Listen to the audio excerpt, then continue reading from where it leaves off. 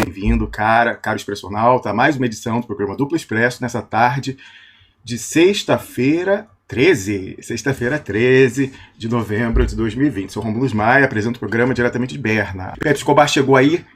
Pepe, boa noite, boa madrugada, enfim. What the fuck? 00:15, é o horário do Nosferatu, né?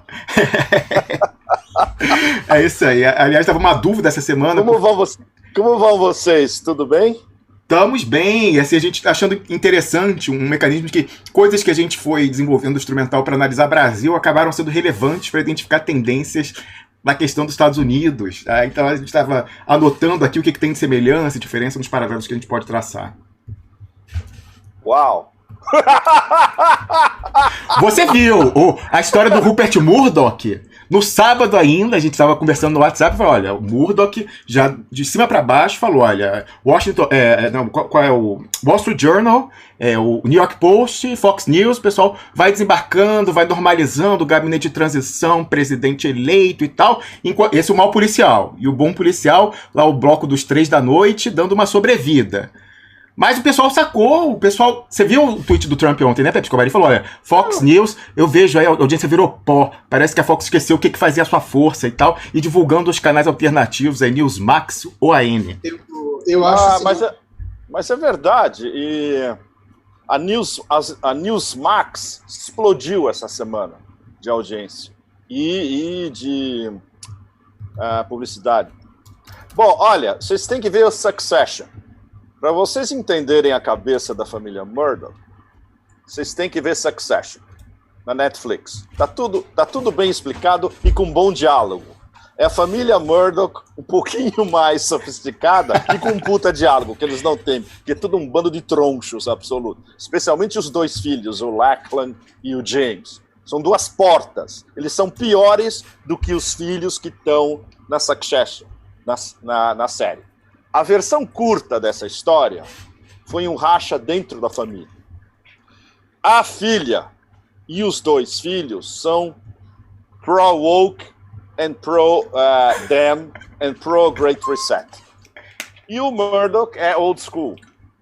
Ele perdeu a batalha com os filhos, na verdade. A história interna foi essa. Mas, ao mesmo tempo, ele revirou essa perda como um reposicionamento, especialmente do Wall Street Journal, que é o mais importante, porque aí é o jornal de Wall Street. Sim. E a elite financeira. Isso é que interessa para eles. Uhum. Fox News era aquela coisa que o Roger Ailes falava nas reuniões dele com as loiras. Imagina, qualquer coisa. Vocês mostram a perna e botam um batom, esse bando de babacas olhando para vocês, vocês podem falar o que vocês quiserem. E é assim que funciona. O Trump chamou aquela Meghan Kelly de bimbo. Falou essa bimbo aí, não sei o quê. Mas eram todas bimbo. Eu tenho uma grande amiga que está em Paris há anos agora, e ela foi da Fox News. E ela me contou em detalhes como funciona a redação, como é a história do couching call, como você faz para subir, o que você tinha que fazer. Sério? Nesse nível, cara? E o couching call era organizado pelo Roger Ailes.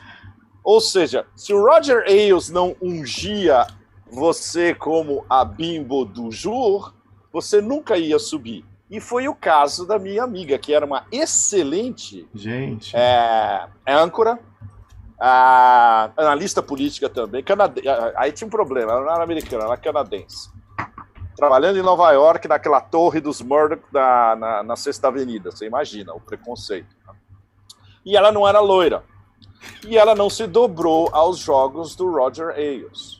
Por isso que ela não fez carreira. Ela terminou saindo, ela pediu para sair da Fox News, o que é bastante atípico. E ela me contou como funciona a história. É exatamente isso. E o filme, que por sinal é excelente, com a Charlize... Você está falando do filme Bombshell, de 2019, que retrata a queda desse executivo da Fox News, que caiu na esteira da coisa do Me Too, porque fazia teste do sofá, sediava e tal, com o elenco estelar, Nicole Kidman... Não, o elenco é absurdo. A Charlize caiu a audiência no YouTube pela metade. Pois é. Não, metade... Ó, peraí, entrou, eu não sei se entrou no mês, mas será, gente? Vai. Talvez. Isso ok, a gente espera, tudo bem. Peraí, Tá entrando lá. No YouTube? No YouTube, agora destravou. Eu quero saber se entrou no mesmo link ou não. É isso que eu preciso saber. Deixa eu ver aqui. Eu acho que voltou no mesmo link, gente. Tenho a impressão que sim. Entrou no mesmo link, voltou no mesmo link ainda. Não conseguiram o objetivo principal, que é gerar um novo link. Mas olha que coisa trágica. Estávamos aí com 2.000 caralhada. A galera dá uma travada e vai embora. Gente, paciência. A não ser que essa galera que foi embora tenha ido pro VK. Não vai embora, não. É porque o número vai atualizando. Porque, já foi. Começou com 800, aí 1.000 e tanto, aí não sei o quê. Tá subindo muito rápido também. Não sei. Enfim, o que eu quero falar. Parece que todo dia tem que lembrar. Caiu, vai pro VK. E você será informado dos desdobramentos, se a gente não conseguir voltar, no Telegram. Tá subindo de novo rapidamente. Pois é. Então tenha paciência. Gente, enfrentar o imperialismo não é um passeio no parque. Quem que tava falando? Acho que era o Pepe ou era o Piero? Deixa eu aproveitar e fazer uma pergunta aí, Pepe. Fala. Eu vi não sei onde aí uma história, porque eu já li tanta coisa e vi tanto, não sei nem se foi você que falou, que os filhos do Trump estão divididos também. Não, isso a gente não tem com certeza. Se houvesse uma divisão, seria a Ivanka. Os dois são totalmente pró, os dois tontos, né? A Ivanka... E é difícil saber, porque tem muito poucas fontes próximas da Ivanka confiáveis, né? A maioria absoluta, por exemplo, o pessoal que fala da Ivanka para Vanity Fair, que é totalmente anti-Trump e anti-republicano, você não pode confiar no que eles falam. Então é complicado. Tem uma fricção, mas não vai muito fundo. O principal é aquilo que eu estava falando com vocês, é a fricção dentro da família Murdoch.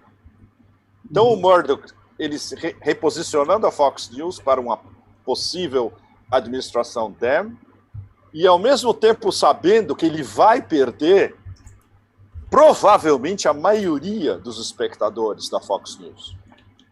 Isso não há a menor dúvida agora. Desde que eles cantaram o Arizona antes da hora, é um processo irreversível. Certo. E o que a gente soube essa semana com certeza, praticamente certeza, é que o Trump vai montar a rede dele. Não vai ser cable, vai ser provavelmente streaming online, que é muito barato, o investimento é simples e ele pode ter esse negócio rodando já em janeiro. E é aí que você teria, por exemplo, o veículo ideal para Tucker, o Hannity, os caras que dão audiência mesmo para a Fox News, que esses a Fox News vai perder. Mas o Murdoch pai fez um jogo calculado, evidentemente. Mas tem um negócio, tem um extra fator super interessante. Não se esqueça que o New York Post tem tudo sobre o laptop do inferno. E o Murdoch já passou o recado para o time Biden. Escuta, vocês vão ter que fazer o que eu quero, senão eu solto o que eu não soltei até agora. Ou seja, ele tem um poder de barganha ilimitado com os Dems.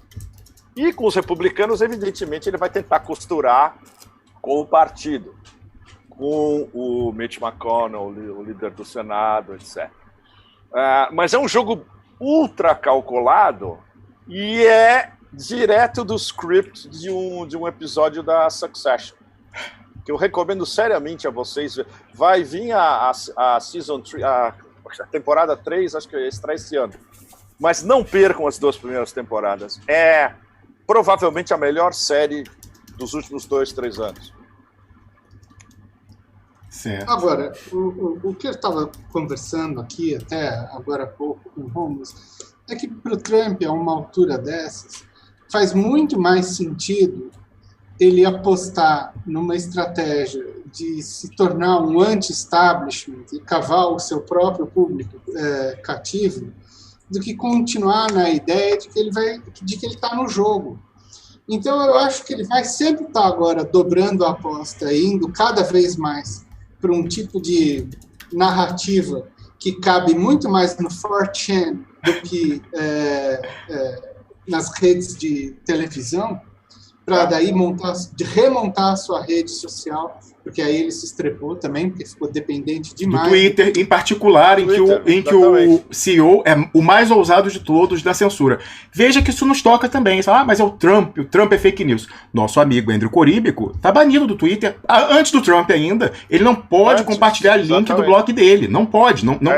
O tweet não é publicado. Aí ele vai e coloca um print. Mas aí, gente, como já tá muito descolado com isso, eu dei uma dica essa semana pro Andrew Coríbico, que ele apreciou. Eu falei, você tem que pegar o link da sua postagem no seu canal no Telegram, já abriu um canal e a gente conseguiu mais que dobrar o conteúdo, lá, o número de assinantes do canal dele em um dia. Eu falei, gente, o canal do Coríbico e tal, mais que dobrou. Eu falei, você pega aquele link e compartilha. Ele falou, maravilha, não tinha me corrido isso e tal, e já tá fazendo. Aí eu falei, então agora que você viu as vantagens do Telegram, Andrew Coríbico, me ajuda a convencer o Pepe Escobar aí pro Telegram, caralho. Eu vou em janeiro, quando começar o próximo governo, seja o que for, eu vou entrar no Twitter e no Telegram no dia da inauguração. O que vai me ocasionar um abacaxi ainda maior, porque agora eu tenho que ficar postando em 4 ou 5 redes ao mesmo tempo. É um saco. Não, tem como você pegar uns bots que você bota em uma e ela replica para todos. Aí depois pois é, então, vocês vão me explicar como fazer isso, porque eu não tenho tempo para ficar perdendo. Não dá, não dá. Botando em 5 redes ao mesmo tempo. É muito chato.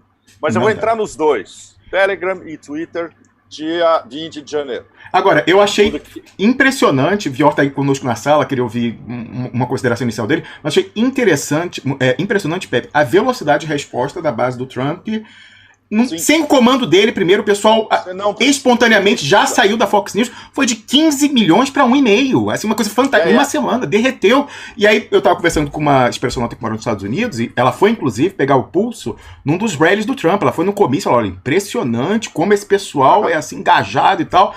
A Diliane, ela comentou o seguinte, olha, aqui é muito importante a questão de rádio podcast. Então, por mais que ele tenha sido barrado no audiovisual, do cabo, essas rádios aí e tal, os podcasts, o pessoal já tá falando, e por isso o pessoal, se despachou da Fox News. E talk radio nos Estados Unidos, especialmente na América Vermelha, todo mundo escuta talk radio. E esses caras têm audiências de milhões. Alguns dezenas de milhões dos programas. É muito impressionante. Quando eu estava cobrindo a campanha em 2008, eu ficava sempre passeando pelo chiqueirinho das talk radios, que era muito mais divertido e muito mais dinâmico do que o chiqueirão das cable news, das 3 principais, etc. A ação política mesmo e o debate do mais demente, até tem debates, inclusive, muito bons, é no talk radio. E isso, o Trump domina talk radio a mais de 90%. Isso ele está mais do que garantido. Ou seja, se ele joga essa cadeia streaming online em janeiro, nossa, isso vai ser a mesma coisa. Dezenas de milhões em questão de 2, 3 semanas. Ou seja, a base dele de diálogo com os 71 plus milhões de votos está garantido. Que é isso a gente sabe. A melhor definição até agora foi do Alastair. Ele é o presidente da Red America. Isso está mais do que garantido. O presidente da América republicana é ele. O partido pode fazer o que quiser, que eles nunca vão ter alguém com essa capacidade de regimentação e com essa qualidade de absoluto superstar. Não tem. Sejam o que eles botarem. Inclusive, sejam o que eles estiverem pensando já para 2024. E já tem um se candidatando. O Ted Cruz já está na fila. Tá super loyalist. O Ted Cruz, seus pronunciamentos, é mais trumpista que o Trump. Mais trumpista que o Trump. O Tucker, em 4 anos, pelo menos nos próximos 2 anos e meio, o Tucker pode ser se o Trump não... Olha, ele tem essa ambição, o Tucker Carlson, da Fox News? Mas isso a gente já está conversando faz há dias. Olha, ele não é fraco não, hein? Ele é bom. Quem vê os monólogos iniciais dele, o cara é bom. Não, o Tucker é bom, ele sabe escrever. ele sabe pensar, ele sabe escrever. É um conservador hiper tradicional, mas bem educado, bem articulado e sabe pensar por si próprio. E já criou uma rede nacional e de reconhecimento nacional. Se ele concorre em 2024, pode levar também. Então eles têm várias opções, eles não estão preocupados com isso. Tem um sinal rápido para detectar isso, Pepe. O Vior quer falar, eu vou passar para ele, que é o seguinte. Claro, por favor. Ontem, o Trump retweetou o tweet de uma pessoa que falou, olha, a Fox News acabou e é melhor Tucker Carlson, Sean Hannity e Laura Ingraham saírem o quanto antes. Aí vai o Trump e retuita. Então a gente tem que ver se ele vai sair ou vai ficar. Já é uma sinalização, de repente. Eduardo Jorge Viola. Ou pode ser que eles esperem até janeiro. Sim, sim. Aí vai a minha questão. Vamos, primeiro, acabou a luta contra pelo reconhecimento da eleição. É fático, o Trump pode continuar sem reconhecer e não fazer nada. Isso seria um fim fático. Primeira pergunta. Segunda, sim. Vamos para um terceiro partido? É uma ótima pergunta. Já está sendo discutido seriamente. Sim. People's Party? Olha, deixa eu dar para vocês o timetable, que é super importante. Peraí, deixa eu achar aqui primeiro. Eu quero dar para vocês o calendário dos próximos dias, que é super importante e vai ser respeitado ou desrespeitado pelos dois lados, não, especialmente pelo Trump. Onde que eu coloquei o calendário? Oh, shit.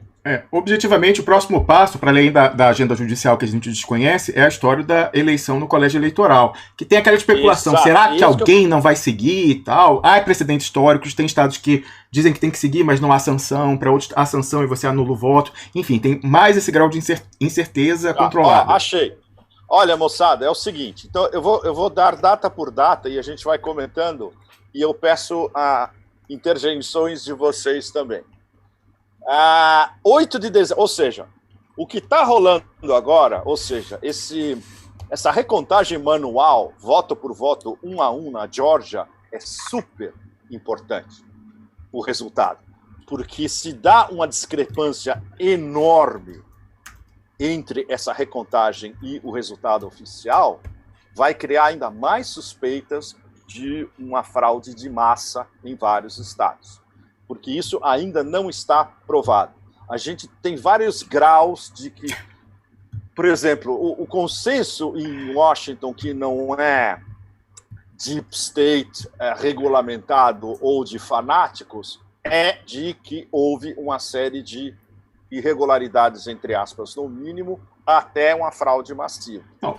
Pepe, olha só, isso a gente está discutindo antes de você chegar, que é o seguinte, que houve fraude, já não há mais discussão, porque já aprovaram voto de gente morta. Não há mais discussão. É uma a questão é o quanto. De grau e de tom. Não, mas aí você tem o quantum, aí o pessoal, por exemplo, o Piero, eles mudaram o discurso. A imprensa hegemônica estadunidense falava, olha, não teve fraude. E aí você viu, o New York Times fez questão, né, de tentar conservar. Não, conversamos com os oficiais, não teve fraude. Aí você ia no texto e falava, não tem fraude generalizada, widespread. No Brasil, foi interessante a tradução, o Piero falou que a Globo News disse o seguinte, foram verificadas fraudes pontuais. O que são fraudes pontuais?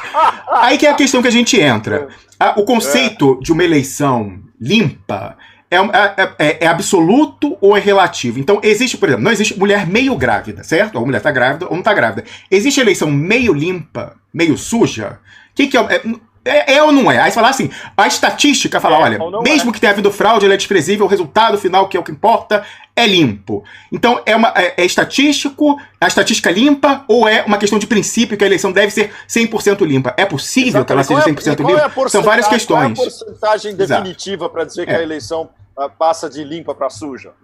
Exatamente. Em termos científicos, né, de pesquisa, assim, a prova conceitual da fraude já foi feita. Pegaram lá vários mortos que votaram. Inclusive, né, numa hipótese ultra conspiratória, você já alertava isso aqui pra gente, os dois lados já queriam cantar que era fraude antes da votação. Então vai saber se o próprio perdedor, para ter para sempre a narrativa de que foi roubado, não infiltrou um pessoal lá votando, que a gente nunca vai saber. Agora, olha, teve o contradiscurso também, de que quem fraudou foram os próprios republicanos. Pois Foi é, o Trump pois é. fraudar. Eu já ouvi até que o Trump fraudou em favor dos democratas para depois alegar a fraude. Isso aconteceu. Exato. E tudo isso, não se esqueçam, todos esses cenários foram gamed pelo TIP, o Transition Integrity Project, o TIP. Eles fizeram 4 cenários básicos que incluem tudo que a gente está discutindo agora. E quando eu fiz a minha coluna das folias da banana, eu virei de ponta cabeça. Eu peguei 2 cenários, juntei um com o outro e fiz um terceiro cenário bastante plausível também, e que também foi pensado dentro do Deep State, que é manter uma estratégia da atenção o tempo todo, que eles não estão preocupados com a polarização do país. Para eles não interessa. Para eles, quanto mais o país estiver polarizado em caos absoluto, melhor. E não se esqueçam que eles, por exemplo, Wall Street jogou mais uma vez dos 2 lados. Claro. Wall Street sabe que dos 2 lados... A banca sempre ganha. A banca sempre ganha, exatamente. Bom, deixa eu dar as datas para vocês, para a gente ter o timetable desses próximos dias, que são importantíssimos. Então, essa contagem individual na Geórgia, voto a voto, que vai solidificar alguns consensos, pelo menos quanto à extensão da fraude eleitoral ou não. Todas essas, como é que chama, ações que eles impetraram em Wisconsin, em Michigan e na Pensilvânia. O que vai dar isso? Ninguém sabe do que vai dar isso. Mas e o principal... Uma pergunta. Essa contagem, ela não foi suspensa? Porque não, essa é uma nova contagem que está começando agora, na Geórgia. Mas eu li que é muito caro fazer essa contagem. Eu sei, é caro. Eu escrevi isso também, é claro. Por isso que ninguém quer fazer. Mas na Geórgia, como caiu naquele espectro de... É obrigatório, legalmente, Piero. Quando cai menos de 0,5%, dependendo do estado, 1% ou meio, é obrigatório. Depende do estado. Uhum. E aí, na Geórgia, é obrigatório, se você cai nesse espectro. Statutory. E é verdade, o que você falou está absolutamente correto. Custa uma baba de dinheiro. Então, tem muitos estados que não vão querer fazer. Mas se cair no espectro mínimo, eles são obrigados por lei a fazer. Bom, voltando às datas. Dia 8, os estados determinam os eleitores de cada estado que vão para o colégio eleitoral. Isso é super importante. É a responsabilidade das legislaturas de cada estado. Isso. No dia 14 é que é o X da questão. Aí a gente vai ver para onde está indo essa história mesmo. Porque aí os eleitores de cada estado votam para a presidência. E aí a gente vai ver se eleitores de alguns estados chaves vão votar pelo candidato que, tecnicamente ou teoricamente, ganhou a eleição nesse estado. Pode ser que não. Mas, o Pepe, eu estava pensando sobre isso também, a dinâmica corta para os 2 lados. Por quê? O que a gente pode pensar aqui? Então, em estados que são azuis, assim, de lavada, Califórnia, Nova York, você tem alguns delegados que serão nominalmente republicanos, em princípio estão obrigados, moralmente, em alguns legalmente, a votar no democrata. E fala, não, eu me rebelo porque eu não reconheço, vou votar no Trump. Mas, ao mesmo tempo, você tem estados vermelhos com republicanos que não são necessariamente trumpistas, que falam, não, então, sendo assim, eu também estou liberado, e aí eu voto no Biden. Então vira uma confusão total. Uma confusão total, porque o que está sendo discutido, abertamente é que os republicanos podem pressionar os delegados republicanos nesses swing states, especialmente, a votar em favor do Trump, mesmo que ele não tenha ganho a eleição no estado. Ou pelo menos essa votação não auditada. Ou os próprios delegados democratas em estados nominalmente vermelhos também podem falar, não, então estou livre para votar. Isso, estou livre para votar. Exatamente. É importante, essa votação é secreta? Não. É secreta? É secreta. É secreta. você não fica sabendo como os eleitores de cada estado do colégio eleitoral Tem votaram. certeza, Pepe? Porque tem legislações... Tenho quase certeza. Eu vou reconfirmar isso. Sabe por quê? Porque eu fui ver isso, tem legislações, num link do artigo do Andrew Coríbico, que ele trata dessa questão dessa incerteza, mas aí eu fui atrás de um link que fala quais serão as consequências, e varia de estado a estado, lá uma federação com diversidade jurídica. Isso, alguns estados falam, o eleitor, mesmo que seja delegado democrata e republicano, tem que votar, né, the winner takes it all, leva tudo. Aí alguns param nessa obrigação moral sem sanção, outros falam, não, tem sanção. Se não votar conforme o vencedor, aí esse voto é anulado e substitui. Mas se é secreto, como é que o pessoal vai saber em quem votou para anular e substituir? Pois é, mas eu vou reconfirmar para você. Que eu saiba, é secreto. Certo. Bom, anyway, 23 de dezembro, os certificados do voto eleitoral, com os resultados finais, vão para a presidência do Senado. E o presidente do Senado é o abajur, o Mike Pence. Agora, esses votos, agora, secretos ou não, tem como fraudar eles também? Não? É ótima pergunta. Né? Teoricamente, não, mas poderiam ser fraudados com acordos embaixo do pano entre a presidência do partido e os seus eleitores estaduais, os eleitores do partido nesse estado, claro que teria como fraudar. Olha, tem como resolver essa situação e impedir a fraude. Pode ter até acordos interpartidários em alguns estados também. Tem uma maneira de impedir isso, ô Pepe. Sabe, me disseram, eu fui ver, porque eu não acreditei, que o ex-chanceler Celso Amorim deu uma entrevista essa semana falando o seguinte: nossa, que confusão nos Estados Unidos, eles estão precisando desesperadamente de uma consultoria do quadro técnico da Justiça Eleitoral brasileira. Então, quem sabe, se a gente fornecer a urna brasileira inviolável... Olha, teve uma pessoa que falou o seguinte: é o estado da arte do mundo, ninguém tem, Brasil, ninguém segura, Brasil potência. Eu falei, peraí, o país que tem o Silicon Valley... Apple, a própria Diebold, que fabrica a de lá e a do Brasil, Elon Musk e tal... Não dá. Eu falei, olha, sinceramente, pelo ver o tamanho do buraco, atenção, é ironia, tá? Tudo isso daí é porque realmente... Não, e tem que explicar que é ironia, né? Hoje em dia tem, bom, é preciso. Hoje em dia tem. Bom, aí, dia 3 de janeiro...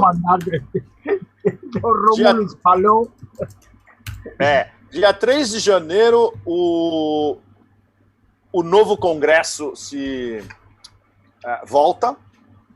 E aí tem um negócio super importante que não está nessa minha listinha aqui, mas eu lembro da data. Dia 5 de janeiro são os dois resultados do Senado na Geórgia que vão ser votados de novo. Vai ter eleição no Senado na Geórgia no dia 5 para ver os dois postos de senadores da Geórgia para onde vão. Importantíssimo, porque define quem vai ter a maioria no Senado. Eles têm uma vantagem no momento.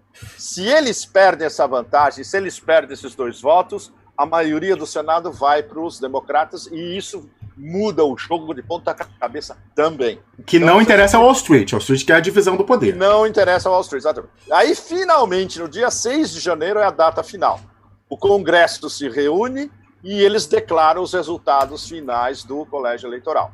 Então, como vocês podem ver, tem 6 datas importantes, de 8 de dezembro até 6 de janeiro, que podem revirar o jogo o tempo todo.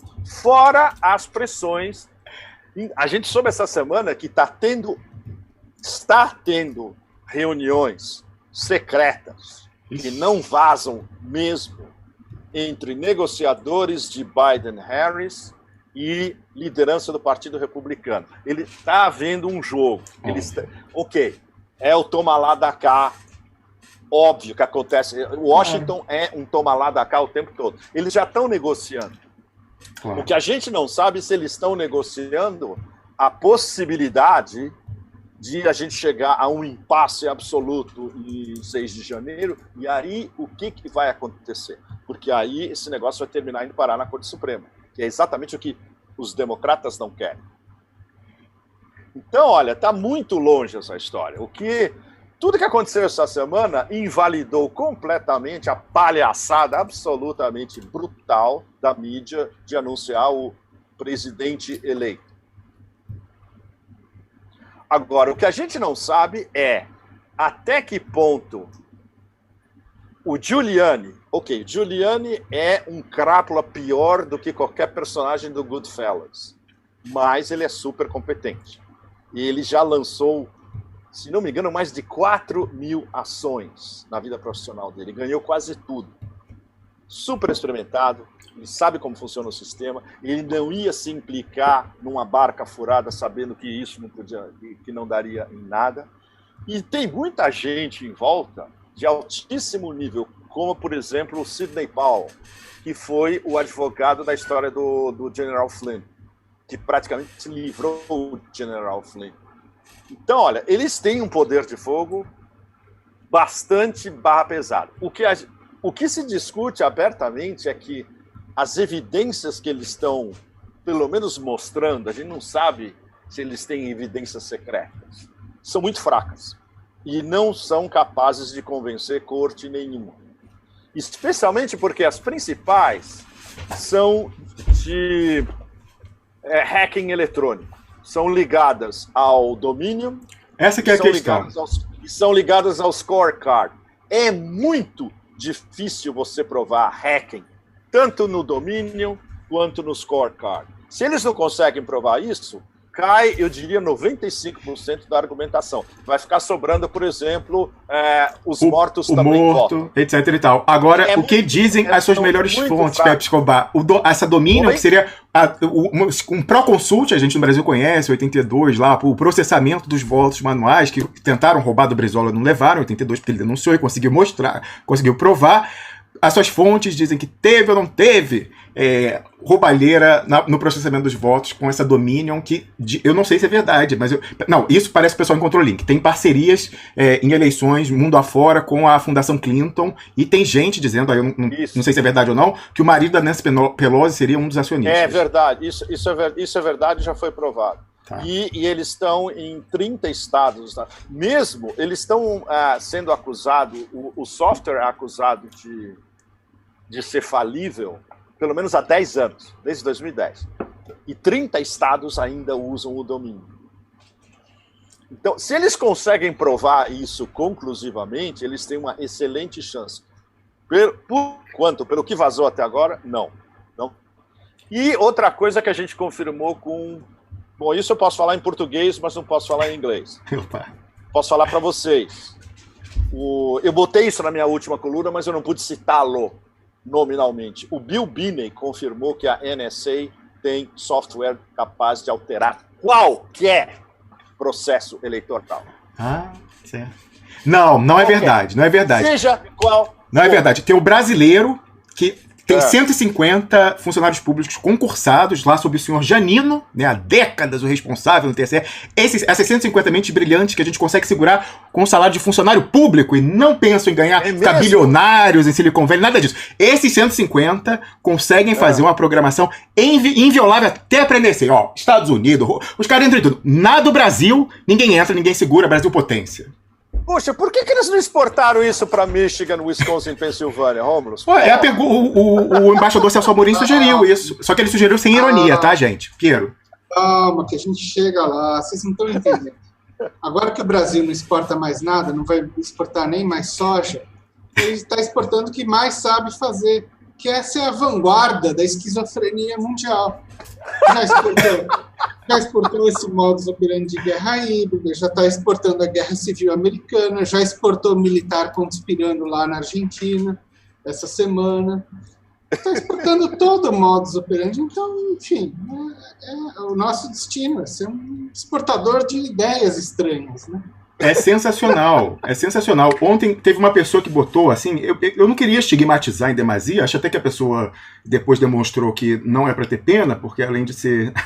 Aliás, não é tapada, né? Ela botou aqui no Twitter uma coisa assim, não, mas isso aí tem que parar com esse viralatismo, mas nós estamos na fronteira do conhecimento, no estado da arte, do mérito de digital e tal, ninguém segura essa programação do TSE, falou... Piero, o sujeito falou, é a inveja do mundo. A inveja do mundo é o sistema eleitoral brasileiro. A inveja dos americanos. Eu falei, mas peraí, A empresa é americana? A Diebold é americana? Como assim? Quem fabrica a urna brasileira é americana? Como é que nós somos a inveja? Mas a programação é dos 150 técnicos. Eu falei, mas que pessoal desapegado, né? Poderiam estar aí bilionários em Silicon Valley e ficam lá no quadro técnico de eleitoral há décadas. É uma piada completa, Piero. Eu vou pegar minha camiseta da CBF agora. Para comemorar. E Vior, fala, Vior. Posso falar, mas para mim já essa questão do fraude... Fala mais perto do microfone, Vior, tá muito baixo. Muito baixo o áudio. Chega bem perto do microfone, por favor. Sim. Essa questão do fraude já virou secundária. Virou secundária porque essa batalha, para mim, já foi definida. Por isso perguntei se o Trump continuaria a fazer... Eu acho a hipótese mais provável para o Trump não iniciar a transição, ou seja, não dar as chaves para os arquivos da inteligência, e deixar eles fazer uma ação completamente destrutiva, deixar eles com o grande problema de administração para o dia 20 e por enquanto, começar já a agitação para 2022. Já começar armando. Por isso a minha pergunta sobre o terceiro partido. Já começar armando a possibilidade de uma rede ou de um terceiro partido, que seria a repetição do People's Party do século XIX. Essa é uma possibilidade. Em consequência, se assim for, vamos ter uma colusión, un negocio muy suyo entre a ejecutiva republicana e a ejecutiva demócrata. Eles vão tentar reproduzir o establishment, o qual vai ser muito difícil. Vai ser muito difícil por questão das urgências do aparelho militar. E aí vai começar a história. Tem em circulação muitas pressões imediatas sobre a ação norte-americana no exterior. Primeiro, já a União Europeia está pressionando para... a China não é inimigo, a China é adversária. Vamos para um negócio comercial conjunto, americano-europeu contra a China, mas não como inimiga. Essa é uma pressão. A outra pressão é a necessidade de um sector que pode bem ser um sector demócrata, mas também do Deep State, de criar um fato consumado no Oriente Médio para obter nos Estados Unidos a unidade política tras o presidente Biden e comprometer a política do próximo governo e comprometer também as suas relações com a Rússia. Porque se os Estados Unidos começa uma guerra no Oriente Médio agora, contra o Irão ou contra não sei com quem, a relação já vai ser impossível uma coexistência com a Rússia. Mas tudo isso vai acontecer, Vior, mas depois de janeiro. Nesse intervalo, até janeiro, não vai acontecer nada. Não vai ter nenhuma aventura, porque eles não têm nem uma organização interna dentro do Pentágono, que já está sendo reformado pelo Trump.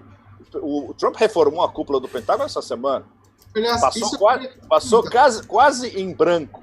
E a gente não sabe o que esses caras, que são tecnicamente caretakers, né? Estão tomando conta desses postos durante 2 meses. Mas pode ser que tenha um jogo além dessa história, já prevendo uma continuidade depois. Então, isso já está sendo discutido em detalhes, porque está todo mundo perplexo. Agora, o Piero me comentou hoje de manhã, não sabia disso ainda, parece que os chineses reconheceram a vitória do Biden. Reconheceram hoje, mas é uma jogada diplomática inteligente, porque isso tira... Estava tendo uma pressão em cima dos americanos, evidentemente, e os chineses, a saída mais fácil para os chineses é reconhecer, protocolarmente, como eles fizeram, sem grandes envolvimentos. Se o negócio muda daqui a 2 meses, eles reconhecem o próximo também. Mais uma vez, Pepe. Ontem reconheceu o Vaticano primeiro. Sim. E hoje China. Faça atenção ao jogo duplo. Muito interessante. Então, interessantíssimo, Fiore. Interessante. E certamente houve uma conversinha diplomática que a gente não sabe ainda. Claro. Mas olha, por exemplo, o Washington Post, especialmente, que é o house organ da CIA, como vocês sabem, eles estão há 1 semana batendo de que o Pompeu vai tentar uma aventura no Irã. Todo mundo no Deep State sabe que não tem como você tentar uma aventura com o Irã, especialmente numa situação como essa, que vai explodir contra. É absolutamente... Não tem como. E primeiro que os iranianos estão preparados, segundo porque você vai fazer o quê? Você vai bombardear uma instalação iraniana, por exemplo? Sabendo que a resposta... Opa, travadinha. Voltou. Exatamente. A resposta vai para todas as bases americanas da região e pode, inclusive, chegar em Israel também. Não, eles não vão arriscar um negócio desse. Então, não vai rolar. Venezuela também não vai rolar. Ucrânia, não, porque mesmo... Por exemplo, nesses últimos dias está tendo uma ofensiva de Kiev de novo contra o Donbass. Essa semana, esses filhos da puta começaram a bombardear o aeroporto de Donetsk de novo. O exército de Kiev. Mas os russos também não vão cair nessa armadilha. Então não tem para onde ir. A preocupação é a mensagem cifrada do Pompeu essa semana. Lembre-se, Pompeu é um agente da CIA. Ele passou uma mensagem cifrada dizendo: estamos nos preparando para uma continuidade de governo. Não, no fundo foi o que ele disse. Vai ter continuidade de governo. O que não significa o Trump necessariamente, de política.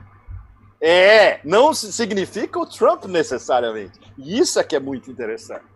Agora... Ou seja, pode haver uma continuidade de governo, o Deep State vai se instalar nessa continuidade de governo. É a raison d'être do Deep State, é ter continuidade.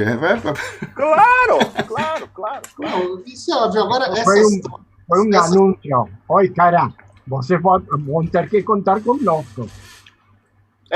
Claro. Exatamente. Você só presta atenção na hora. A gente não está fora daqui. Agora, essas trocas que eles fizeram no Pentágono talvez seja muito mais com o intuito de se proteger o próprio entorno, entendeu? E fazer alguma blindagem. Não, blindagem contra o quê, Piero? Contra o resto do Pentágono.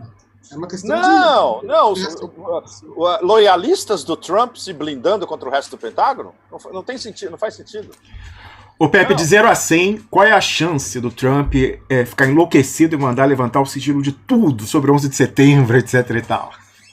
Pois é, a gente estava discutindo isso essa semana e uma dessas minhas fontes em Nova York, dos banqueiros, falou: o Trump Card é o que ele sabe do 11 de setembro.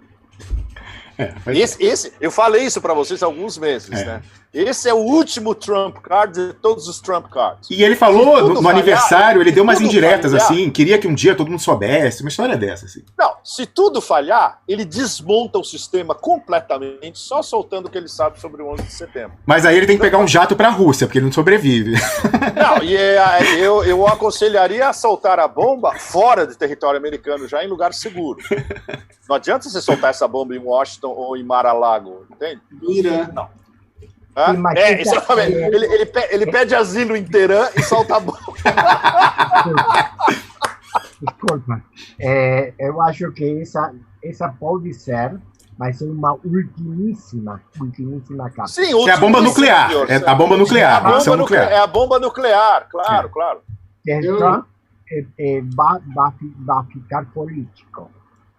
Ele vai procurar jogar as suas cartas para ter possibilidade de negociar. Claro. Se ele acha que com as denúncias, ele agora vai criar o maior caos possível. Exatamente, viu? É o que ele está fazendo. Mas isso interessa a todos os atores. O próximo governo entrando na administração e não sabendo onde ficam todos os arquivos. Vai esvaziar as computers. Vai fazer esse tipo de coisas agora. Mais tarde, ele vai negociar como aparelho republicano. Oi, caras, ou vocês me apoiam ou eu vou para um terceiro partido. E aí vai ter um rol muito importante, figuras muito reacionárias como Ted Cruz, como esse tipo de republicanos.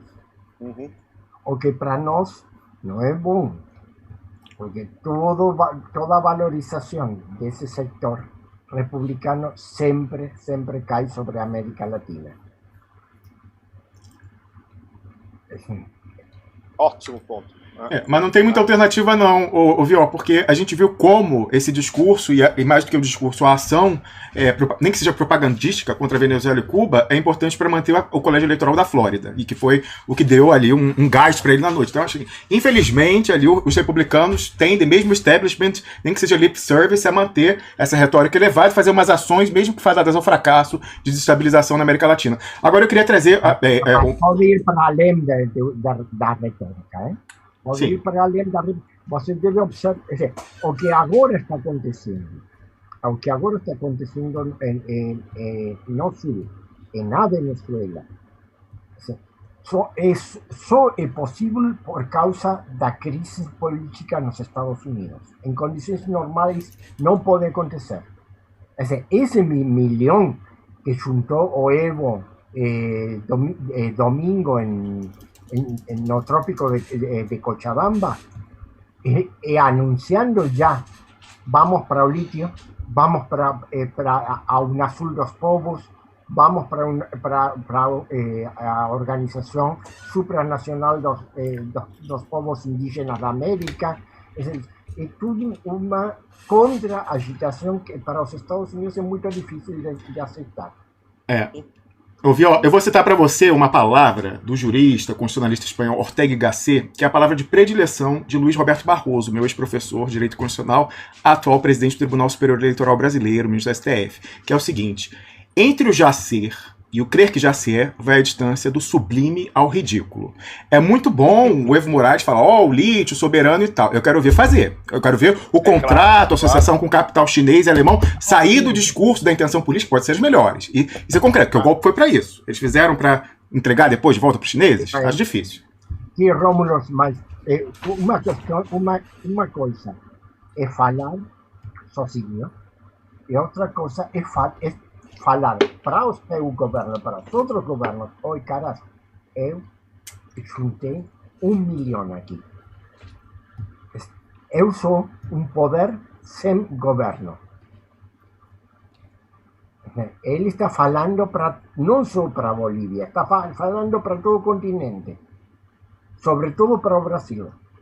É uma advertência para o Brasil. Oi, caras, vocês devem negociar aqui. É um fator de poder. Como vai se desenvolver, não sei. Mas é um fator de poder. Eu só queria lembrar que durante o golpe da Bolívia, com a presidente golpista, a maioria no Senado, no parlamento, continuou sendo do MAS, votando lei, aprovando lei. Então, enfim, em que medida a palavra, a chamada retórica da liderança, se reflete na máquina partidária, né? Então temos que ver, temos que aguardar para ver isso daí. E tem fatores de estabilização, tem os brasianos, né? Tem os brasiguaios do Paraguai, os latifundiários brasileiros, mas tem os na Bolívia também, de desestabilização, os elementos de Santa Cruz. Então tem muitas alavancas para também chamar para conversar o pessoal na Bolívia. Agora, justamente sobre essa questão de alavanca, chamar o pessoal para conversar, eu queria ouvir, com o Piero eu já conversei isso um pouco antes de vocês chegarem, mas o Pepe e Viorca é o seguinte: a sobrevivência do trumpismo controlado em alguma medida interessa a todos os atores.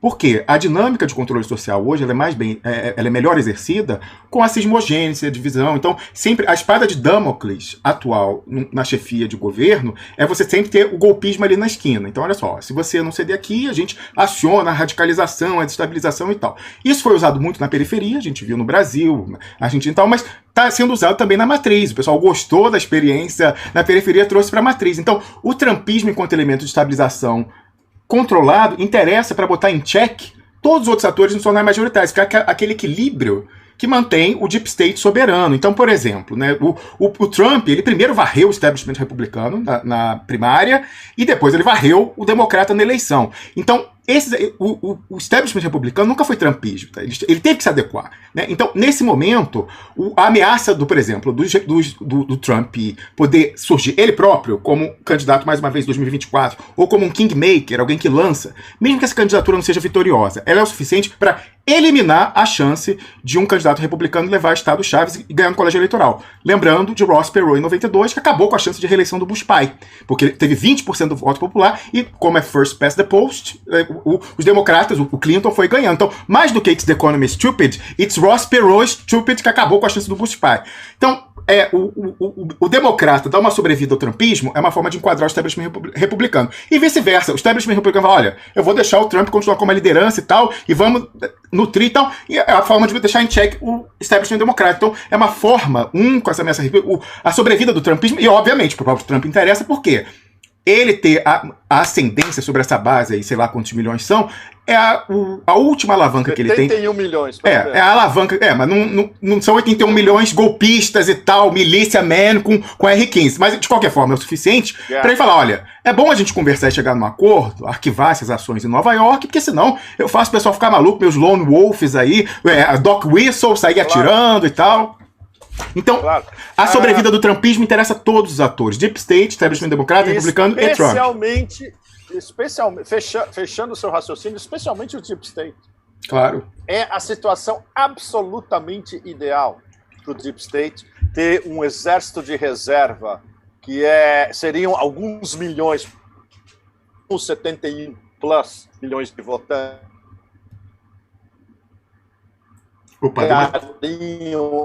Em armas, certamente, para uma.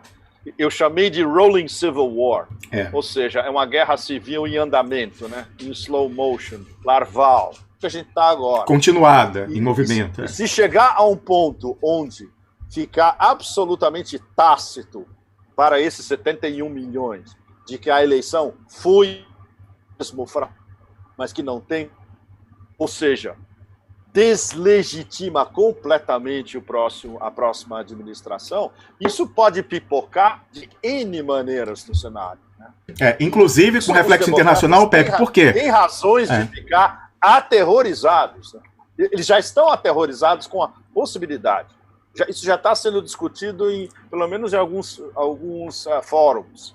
Não diretamente na grande mídia democrática. Você não vai ver uma discussão como essa na página da opinião do Washington Post, por exemplo. Mas já agora, vejam bem, guardadas as devidas proporções e com todas as diferenças, é mais ou menos o que fizeram com o PT aqui, com o sinal invertido. Entendeu? Ele apareceu aqui e foi usado como grande espantalho durante 2016, 17, 18, enfim, foi o que acabou canalizando os votos todos para o Bolsonaro. Agora estão transformando o próprio Bolsonaro no grande espantalho, né? Que é mais ou menos o que pretendem fazer. Ou seja, de certa maneira, a gente saca, vendo a situação aqui no Brasil, que esse é um modelo muito eficaz. Você sempre ter alguém como uma sombra no sistema. Eu acho que a posição aqui no Brasil, que o espantalho ainda vai ser mais do que o Bolsonaro. Vai ser a relação Bolsonaro-Lula. A ideia de polarização, ela vai ser inteira encapsulada nessa relação para poder emergir uma figura de centro que seja um consenso o tempo todo, que é mais ou menos o que estão tentando fazer com o Sanders aí nos Estados Unidos, lá nos Estados Unidos, no caso.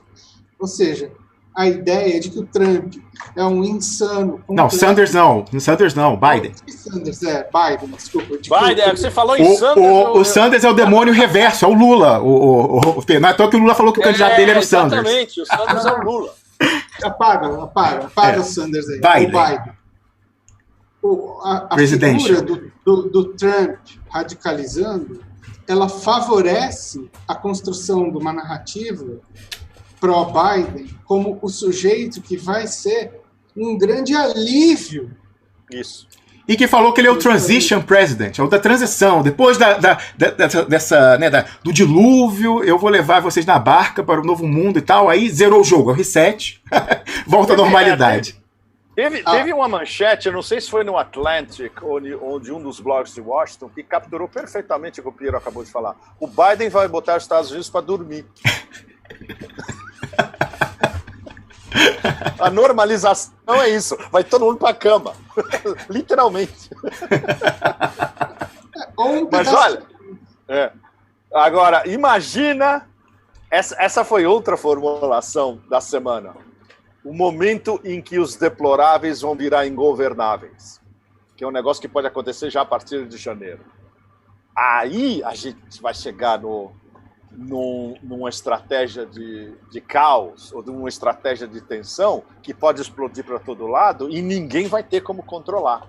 Mas esse vai ser um grande teste. Esse vai ser um teste, inclusive, ao qual a gente tem que prestar muita atenção no Brasil. Por quê?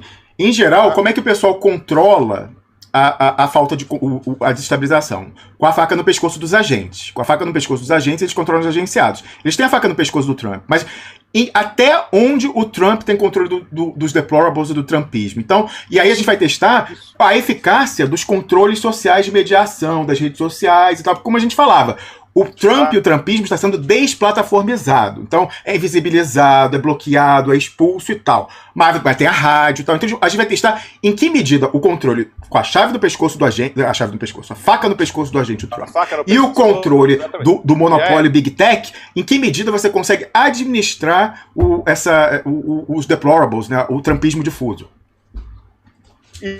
Exatamente. Você Opa, deu uma travada no sinal de Pepe Escobar. Peraí, vamos ver. A primeira atividade dele. Né? Repete, deu uma travada no seu sinal. Ele pode migrar do Twitter para um outro negócio. Ele pode migrar até para o Telegram, né? Não, mas era isso que a gente estava falando. É difícil por causa do efeito de rede, network effects. Então o que acontece? No Twitter, no qual ele investiu, né, todo esse tempo, ele tem 80 milhões de seguidores. Eles estão já há algum tempo incentivando, e o bolsonarismo está fazendo a mesma coisa no Brasil, na migração em massa desse pessoal para o Parler. Só que a questão do efeito de rede, o trumpista, ele não quer seguir só o Trump, ele quer seguir a MSNBC News pra ir lá trollar e tal, precisa da cismogênese, só tem graça. Futebol não tem graça se você tem o seu time e fica, Corinthians, não, tem que jogar e tal, não sei o quê. Então você quer estar, né, nessa coisa. Então, com esse efeito de rede, o Trump, que tem 80 milhões no Twitter, tem 4 milhões no Parler, fazendo campanha ativa a meses pro pessoal. Então, é difícil. Você mantém uma rede mínima, mas não é o equivalente. E aí teve um erro estratégico dos trumpistas de lançar muito tarde essa comissão o Judiciary Committee, o Comitê do Judiciário, para analisar a Big Tech. Isso foi há 2 semanas atrás, é muito tarde. Eles tinham que ter feito isso há 1 ano atrás. Aí eles poderiam ter começado a legislar ou pelo menos a enquadrar disseminação de informação pelas Big Tech. Agora é muito tarde. Sabe quem antecipou isso mundialmente, Pepe Escobar? Este Duplo Expresso. Eu falava com o Piero aí, em 2017, no segundo semestre, a gente estava com o senador Roberto Requião aqui, acho que foi a primeira vez que ele participou do programa, e ele era membro da Comissão de Ciência, Tecnologia e Comunicação do Senado. Eu falei, senador, convença seus pares a trazer os executivos da filial brasileira da Big Tech para falar como é que funciona a história de algoritmo, de invisibilização, critério e tal. Aí ele falou, ideia boa, vou levar, mas parece não ter prosperado. Então, desde 2017, a gente está aqui fazendo campanha por isso na nossa periferia. Legal. Piero. Oi. Mas ele não pode fazer isso, o Trump não pode fazer isso, porque a coisa pode recair sobre ele, no uso intensivo que ele fez desses negócios há 3, 4 anos atrás. Então, assim, não é exatamente fácil fazer essa relação. E eles já têm todos esses estudos de rede aí muito bem mapeados, para saber que rede social você não divide. O fenômeno, por exemplo, quando teve aqui no Brasil a coisa de ao mesmo tempo ter Orkut e Facebook, teve que eliminar o Orkut para o outro aparecer, porque você não consegue fazer essa divisão. Claro, efeito de rede, network effect, não tem jeito. Carlos, eu devo ir em meia hora. Gostaria, se for possível, colocar toda essa questão... Vior, mais perto do microfone, por favor. Fala bem pertinho do microfone para captar mais alto. Eu devo ir em meia hora. Eu gostaria de colocar toda essa questão em um contexto internacional mais amplo. Pode ser? Por favor. Sim, por favor. Assim, bom, como estão jogando tudo? A Rússia, a China, a União Europeia, o Brasil mesmo, que tem um rol, a Índia. Como vê você isso, Pepe? É uma pergunta? Sim. Oh my God. Para começar a jogar a bola. Ok. A Rússia sabe exatamente o que vai ser a administração Trump. Eles sabem que vai ser Obama-Biden 3.0. De novo você confundiu. Biden. Sorry, desculpa. Ele é tão desimportante que todo mundo esquece o nome do sujeito. Claro, He's a fucking corpse. Você não lembra, né? Exatamente. Bom, anyway. Obama-Biden 3.0. Não tem a menor ilusão a respeito. Estão preparados, especialmente algo que possa acontecer na Síria no primeiro semestre, porque eles conhecem muito bem quem vai fazer. Provavelmente vai ser a Michelle Flournoy, a diretora do Pentágono.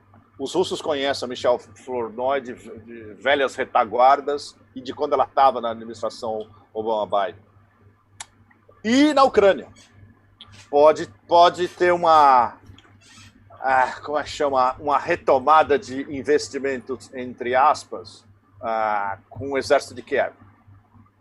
Então eles estão preparados. Eles já conseguiram debelar os 3 problemas principais na periferia nessas últimas semanas: Quirguistão, Bielorrússia e Nagorno-Karabakh. Brilhantemente, eu diria, nos 3 casos. E há algumas semanas atrás eles tinham 3 problemas seríssimos na periferia. Resolveram. Então eles estão preparadíssimos.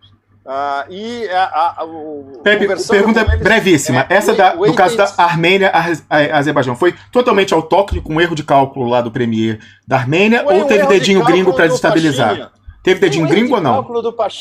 Foi um erro de cálculo do Pachini. Mas sem nenhuma ajudinha gringa para criar uma kizumba. Que sorriso você quer que eu dê para você agora? Certo. E olha, e como vocês podem ver, o negócio, o counterpunch foi pá!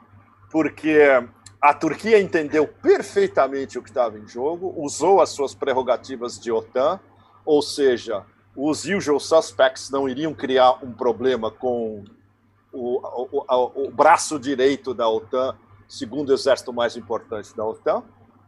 Então os turcos conseguiram o que queriam, os azeres conseguiram o que queriam, e os russos conseguiram, pelo menos, seus mediadores e parar com essa palhaçada toda. Quem perdeu, mais uma vez, foram os armênios. Pessimamente assessorados e um cálculo geoestratégico less than zero, né? Foi nem zero. Eles perderam algo que eles ainda tinham, ou seja... Bom, mas isso graças à diplomacia russa, que, quando intervém mesmo, resolve.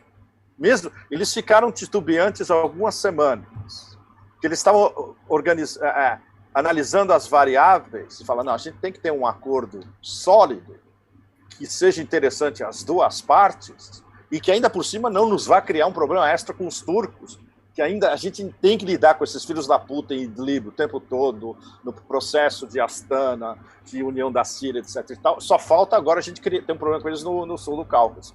Resolveram, brilhantemente. Né? Agora, eles não têm ilusão nenhuma, mais uma vez, quanto o Obama-Biden 3.0. E os chineses é Sun Tzu de novo. Né? Eles vão esperar que a estratégia do caos interna corroa ainda mais a desestrutura interna do império, e eles observam de longe. Novo governo, que legal, parabéns, tudo bem. Teve um novo governo, ok, parabéns, tudo bem. Agora, a maior parte dos analistas está observando a superrepresentação da Big Tech nesse novo gabinete. Claro! Se tinha alguma ilusão, ela acabou com esse levantamento. O candidato dele...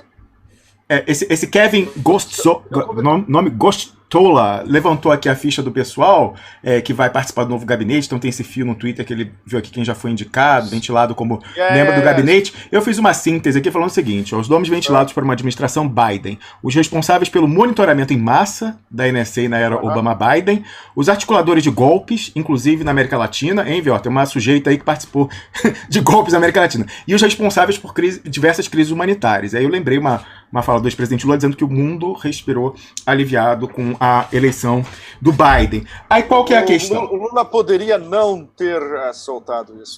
Não, e pior ainda, o Ciro Gomes podia não ter enviado um telegrama que mais parecia uma Cleópatra nua enrolada num tapete se oferecendo a César. Né? Então, assim, ele se ofereceu como Cleópatra? Olha, se eu te mandar... chega a ser pornográfico o telegrama que o Ciro Gomes mandou. Fiquei constrangido. E a Dilma espalhou pelas redes sociais aquela foto dela brindando com o Biden na... Parece que é o de uma bolada, parece que é a sátira, que não foi ela do oficial. Mas aí teve efeito de rede. Não, mas teve parlamentares do PT fazendo isso, compartilhando o brinde, o gif do brinde. Bom, I am speechless. Pois é. Não tem pra onde correr no Brasil, é difícil. Não tem pra onde correr, perdi a voz com essa. Não tem pra onde correr. A pessoa fica danada com a gente, mas qual é a alternativa? Gente, a alternativa é perceber que não tem alternativa e tentar, sabe, desmontar as pernas da pinça. Só o que eu vejo. A alternativa é clara. Você está num lugar que tem amor próprio e mande uma banana para a eleição dali, entendeu? Dizer que a nossa atitude é a nossa atitude frente a qualquer governo, a gente vai ter que armar as nossas defesas. Não é torcer por ninguém lá. Não querer ser subseção do Partido Democrata, né? Isso aí. Olha, no plano interno, a disputa entre PT e Ciro Gomes é quem é o MDB da nova ditadura, e no plano externo é quem que é a subseção do Partido Democrata do Porto Rico do Sul. Essa é a disputa, infelizmente, entendeu? Que ótimo se o Trump desaparecesse do mapa, mas dane-se, foda-se a sucessão deles lá. Enfim. Pois é. O pessoal vem falando também, Pepe, que parece que... Posso perguntar para o Vior? Sim. Qual a expectativa da Argentina? Verdade. Assumindo que seja Obama-Biden 3. Nós estamos entrando agora... Perto do microfone, Vior, por favor. Mais perto possível do microfone. Agora numa certa tensão política dentro do governo, por causa da negociação com o Fundo Monetário Internacional. O presidente e o ministro da Economia, Guzmán, têm aparentemente optado por un crédito de facilidades extensas, ou seja, não pagar 4 anos e ir para esse sistema, diferente ao stand-by, mas é um sistema muito mais condicionante da política econômica e da soberania. Se assim for, eles vão repetir o erro dos gregos. Dentro da coalição de governo, temos muita oposição para isso, porque isso seria um condicionante grave da soberania e da política social, das possibilidades de política social do governo.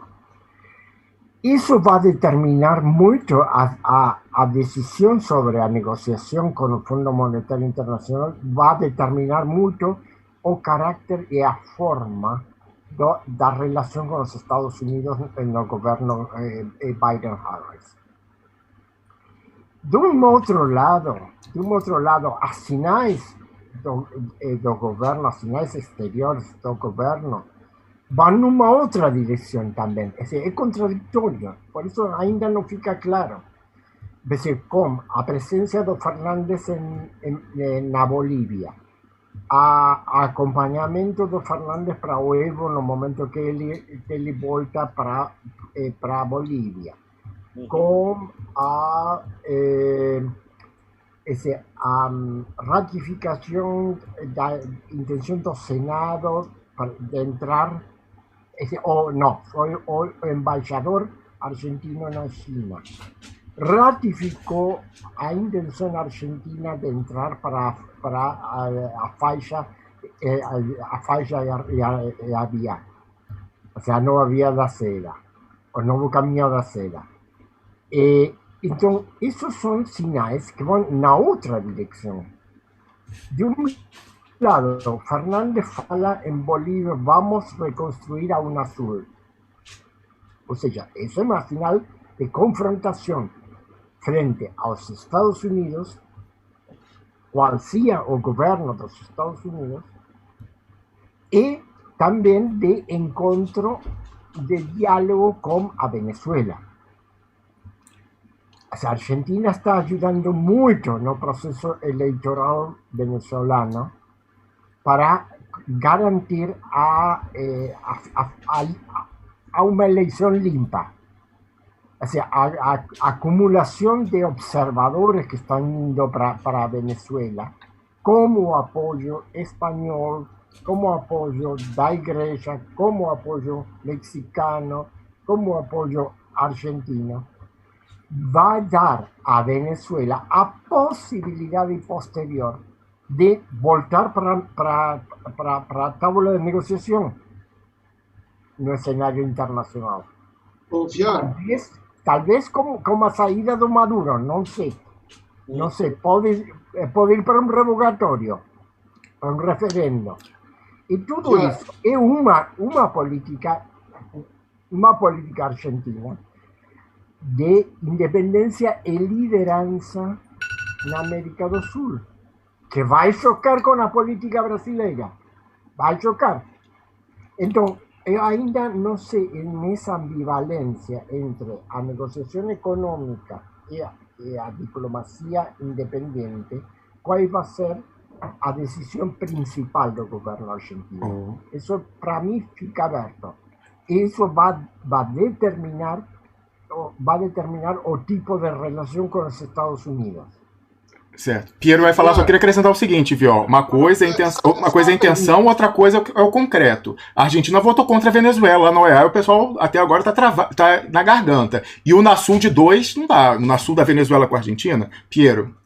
Vamos, é só uma pergunta. Quando é a eleição na Venezuela? Vocês sabem? Tem uma agora parlamentar em dezembro e entra em período de referendo revogatório em meados do ano que vem, que pode ter uma sucessão dentro do chavismo com o Diosdado Cabello chegando à chefia do executivo. E tem um acerto, vai ser civilizada porque conseguiram rachar a oposição não vai boicotar essa eleição, pelo menos parte significativa essa agora, e vai com tudo para um acordo lá para o pessoal fazer esse referendo revogatório, e o próprio Maduro já teria deixado aberta a possibilidade de ser sucedido dentro do chavismo pelo Diosdado Cabello como a pessoa que tomaria a partir da saída dele. A legislativa é agora, 6 de dezembro. Sim. Vamos ter sinais aí, né? Vamos ver o que sai disso, né? E lembrando que a eleição na Venezuela é bastante segura, tem tripla verificação e tal. Mas aí eu tenho uma pergunta para o Vior também, que é o seguinte, Vior. A gente é muito interessado nessa questão eleitoral do Brasil de segurança do voto. Porque a eleição, o nosso sistema é o mais vulnerável do mundo. E atenção, você aí, sai da sua bolha. É um consenso científico. Pergunte para professores da área, o protocolo não é seguro. E não segue nenhuma regra internacional. Então é só você ir ver pessoas da esquerda, e antes de Bolsonaro defender a impressão do voto, quem defendia era o Brizola. Tá? Tem artigos de opinião na Folha de São Paulo em 2001. Projeto para imprimir o voto que foi aprovado no primeiro governo Lula era do Requião. E aí, estranhamente, o Lula sancionou e alguém foi lá no ouvido dele e falou, não, tem que revogar isso aqui. Revogou semanas depois. Então, muito antes de Bolsonaro, tinha Brizola. E a gente respeita a soberania popular, a gente quer saber o que tem. E até hoje não tem como saber. Aí tem um truísmo que é sensacional no Brasil, Vior e Pepe, que é o seguinte, fala o seguinte, que é repetido pela justiça eleitoral, e o pessoal, estranhamente, do PT repete isso, que é o seguinte, não tem prova em 20 anos de uso que teve qualquer fraude. É verdade. Mas tampouco tem prova de que não teve. Porque prova não é de nada. Não tem contraprova. O código não é auditável. Atenção, o código não é aberto, não é auditável da urna. E você não tem a contraprova para fazer uma recontagem independente. Então, prova não há de que houve nem de que não houve. Deve haver uma prova de que não houve. No mínimo, o código das urnas deveria ser auditado. E não é auditado. Aí o que acontece? Pra gente é muito importante esse debate que está estourando a bolha e está sendo, infelizmente, pautado pelo Bolsonaro. E não é de hoje que o PT sai em defesa da urna inauditável, não. Conversei com pessoas que vêm lutando por isso no Congresso há décadas, disse que a assessoria parlamentar que mais luta para falar é terraplanismo digital, colocar em dúvida a inveja do mundo que é o sistema da eleitoral brasileira. É a do PT. Mas aí você vê qual é o problema, como o PT está muito investido nisso. Aí eu vi interesse. Alguém que veio falar pra gente não falar sobre isso aí nas redes sociais, falou o seguinte, mas aí você coloca em dúvida 4 eleições que a gente ganhou. Mas o PT ganhou apesar da fraude. Apesar da fraude, ganhou. Nesses casos, assim como Andrés Manuel Lopes Obrador, foi roubado na fraude, porque a distância estava pequena da primeira vez, mas ele, para ganhar, falou, tem que ganhar de muito, que aí nem com fraude ganha. E foi assim que ele conseguiu. Então, o PT ganhou e ganhou apesar da fraude. Negar a fraude para o passado, quando o nosso problema é para frente, o controle, em que os militares agora são a autoridade que vai dizer se funciona ou não, não nos convém. Mas qual que é o problema do PT também? E aí você vê como pega, Piero. O PT usa a urna eleitoral brasileira para eleger a sua direção no processo. Então, você coloca em xeque a direção. Então, a direção não vai colocar em xeque se ela recebeu ou não o voto para estar lá com a representação que tem. Então, infelizmente, você vê que tem... Por que isso é um tema tabu? E o PT é o que mais defende a urna inauditável e insegura brasileira. Mas eu quero fazer uma pergunta difícil, Viora. Eu espero que você possa... tirar o chapéu um pouquinho de militante peronista e falar com a gente, já que você está falando uma audiência brasileira, sobretudo, e não argentina. Eu ouvi que na eleição do ano passado, que teria havido fraude na eleição argentina e que o peronismo ganhou apesar da fraude, e que isso explicaria por que nas primárias o Macri tinha sido humilhado. E, estranhamente, quando teve o voto à Vera, ficou com uma diferença muito respeitável de um dígito, apenas 8%, 9%. E que os peronistas tinham o dossiê, a prova da fraude, e que, no entanto, falaram, não, já que a gente ganhou, não vamos fazer marola, né? Abafa o caso e tal. E a Argentina tem um sistema de votação muito mais seguro que o nosso. Então eu queria saber se é verdade, porque até no sistema argentino haveria maneira de manipular. Você também ouviu essa informação, esse relato, Eduardo Jorge Vior? Eu tinha essa informação, teve naquele momento essa informação, e por isso demorou um pouco em sair a chapa que venceu, o Alberto e a Cristina. A fala foi que a Cristina pensou un momento en denunciar, más tarde decidió vamos para frente, vamos a aceitar, es mejor 48 que ir para una briga aberta onde, en caso de llegar para a Suprema, não tem seguridade. Certo. Pois é. Mas no Brasil a gente tem esse problema que a gente tem o senhor Janino, lá no TSE, que é a inveja do mundo. Segundo os militantes do PT. Então, a Argentina não fala que o sistema argentino seja a inveja do mundo. Acho que é um sistema bom, pouco velho, mas bom, relativamente bom. Como que é o atual? É impresso e digital? Como é que é o sistema atualmente na Argentina, do ano passado? Para as nacionais impresso. Na cidade de Buenos Aires, por exemplo, em outros en otras provincias tem sistema digital. Tem um sistema misto, Misto. impreso. Digital impreso. E mesmo nesse caso, um relato de fraude, mesmo no caso do digital com impressão, teria havido fraude nesses casos ou só lá no manual mesmo? A fala foi sobre o sistema impreso. Impresso que você fala cédula de papel, volta na cédula de papel, não o impresso a partir do digital. Sim. Ok. A grande discussão na Argentina não é tanto sobre a mudança do impreso para o sistema digital, mas sobre o desenho das cédulas impressas. Se devem ir todos os partidos e chapas na mesma cédula ou diferentes cédulas. E sobre isso, todas essas são discussões muito técnicas difíceis. Claro.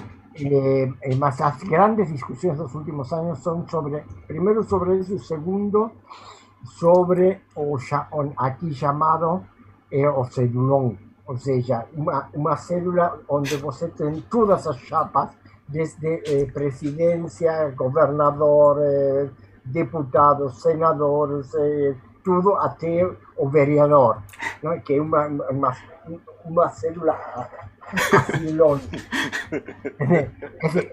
Sobre isso tem muita discussão, mas isso não é tanto um problema sobre a eleição limpa ou suja, mas sobre o caráter o desenho das chapas. Quem desenha as chapas? Se a diretoria do partido desenha todas as chapas, ou o povo soberano, o eleitor soberano tem o direito de escolher, como é no Brasil, um candidato dessa chapa, um candidato da outra chapa. Mas Brasil é o melhor exemplo de não fazer. Ótimo. Essa visão. E eu queria perguntar, há alguma hipótese, alguma província que você tenha voto eletrônico sem impressão, sem contraprova, papel, ou se é eletrônico, tem o papel impresso? Acho que não. Não excede a minha informação, mas acho que não. Acho que as poucas províncias que têm voto eletrônico, tem eletrônico mixto. A informação que resta confirmar é que só o Brasil tem voto eletrônico sem contraprova, primeiramente, sem código aberto auditável de programação da urna, e as pessoas fazem uma confusão seguinte: a urna é segura porque ela não é conectada na internet, então um hacker não tem acesso.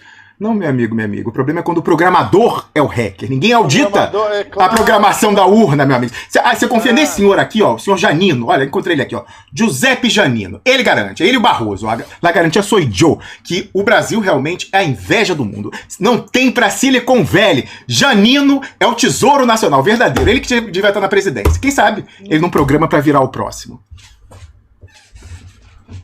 Viu? Algum comentário final antes de você ter que nos deixar? Eu também vou, que eu estou morrendo aqui. Não, acho... primeiro, se vocês não valem muito a próxima eleição municipal no Brasil. No resto do continente, sim. Para nós, a formação as coligações possíveis que possam emerger da eleição municipal no Brasil é para todos os demais países na América Latina muito importante. Isso vai determinar muito a posição dos países sul-americanos em confronto do Brasil. Isso primeiro. Não é o mesmo para nós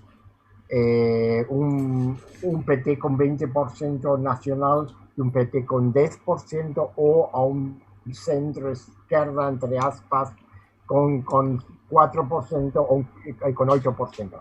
Todo eso es importante y también, especialmente para nosotros, argentinos, que tenemos toda una relación económica y comercial muy importante con Brasil, es muy importante saber con quién negociar, no Paraná, no Río Grande do Sul, na Santa Catarina, en São Paulo sobre todo. Esos son problemas inmediatos. Eso va a tener un peso importante. A outra situação, bom, agora a gente deve esperar o que acontece na Venezuela, porque uma eleição limpa na Venezuela, limpa, entre aspas, acreditada pelos observadores internacionais, todos sabemos que isso também é consenso, é uma questão de consenso, vai facilitar muito a relação política dentro do continente. Porque isso afasta um fantasma da diplomacia e da relação política entre os países sul-americanos. Então, isso pode esvaziar completamente o Grupo de Lima e deixar o Bolsonaro e Duque sozinhos com a sua diplomacia. A última questão, ainda uma incógnita. Para onde, em Peru, a gente teve um golpe de Estado. Isso é claro. É verdade. Um golpe de Estado de extrema direita. Um golpe de Estado muito violento, mas ainda não sabemos por quê, para onde, que efeitos vai ter sobre a relação com a China, que no Peru é muito estreita, sobre a relação com o Brasil. Tudo isso é ainda uma incógnita e para observar porque é muito importante. Muito bem, Eduardo Jorge Well. Muito obrigado pela sua participação. Até a próxima sexta, com um grande abraço. É isso aí. Obrigado, Fior. Muito sempre obrigado. Pepe Escobar, então, considerações finais suas aí sobre a incerteza. Aliás, eu vou pedir para você responder a pergunta do título. E a resposta é necessariamente complexa. Quem perdeu nos Estados Unidos?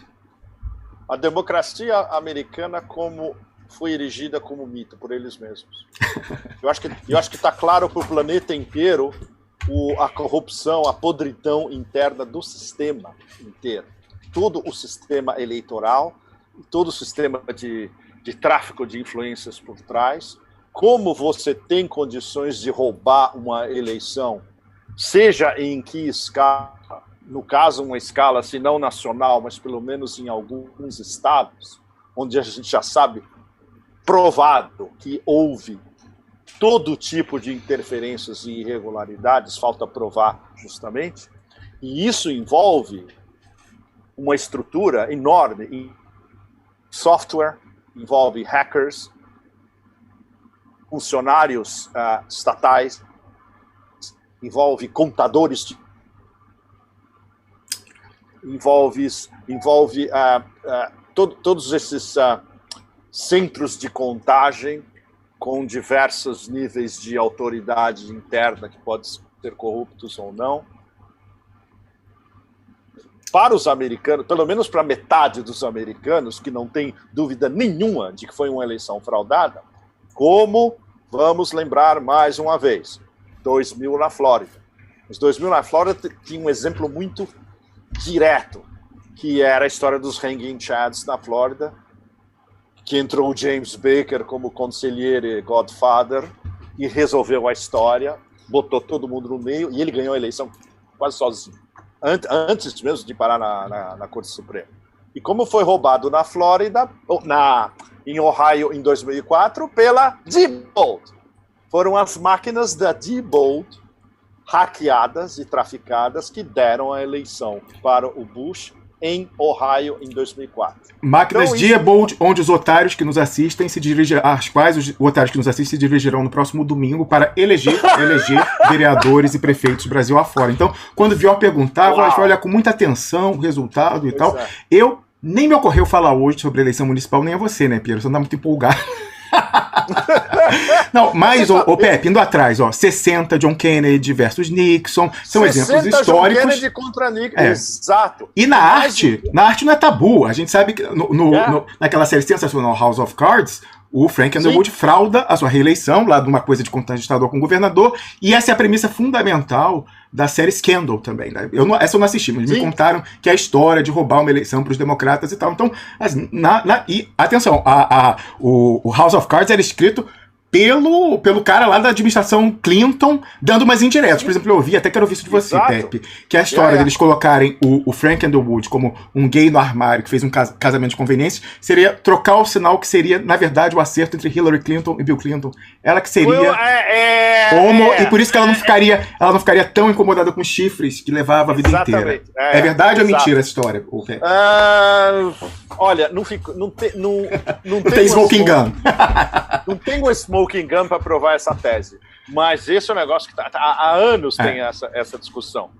E não só em Hollywood, né? Tem essa discussão em Washington, em volta de Washington também.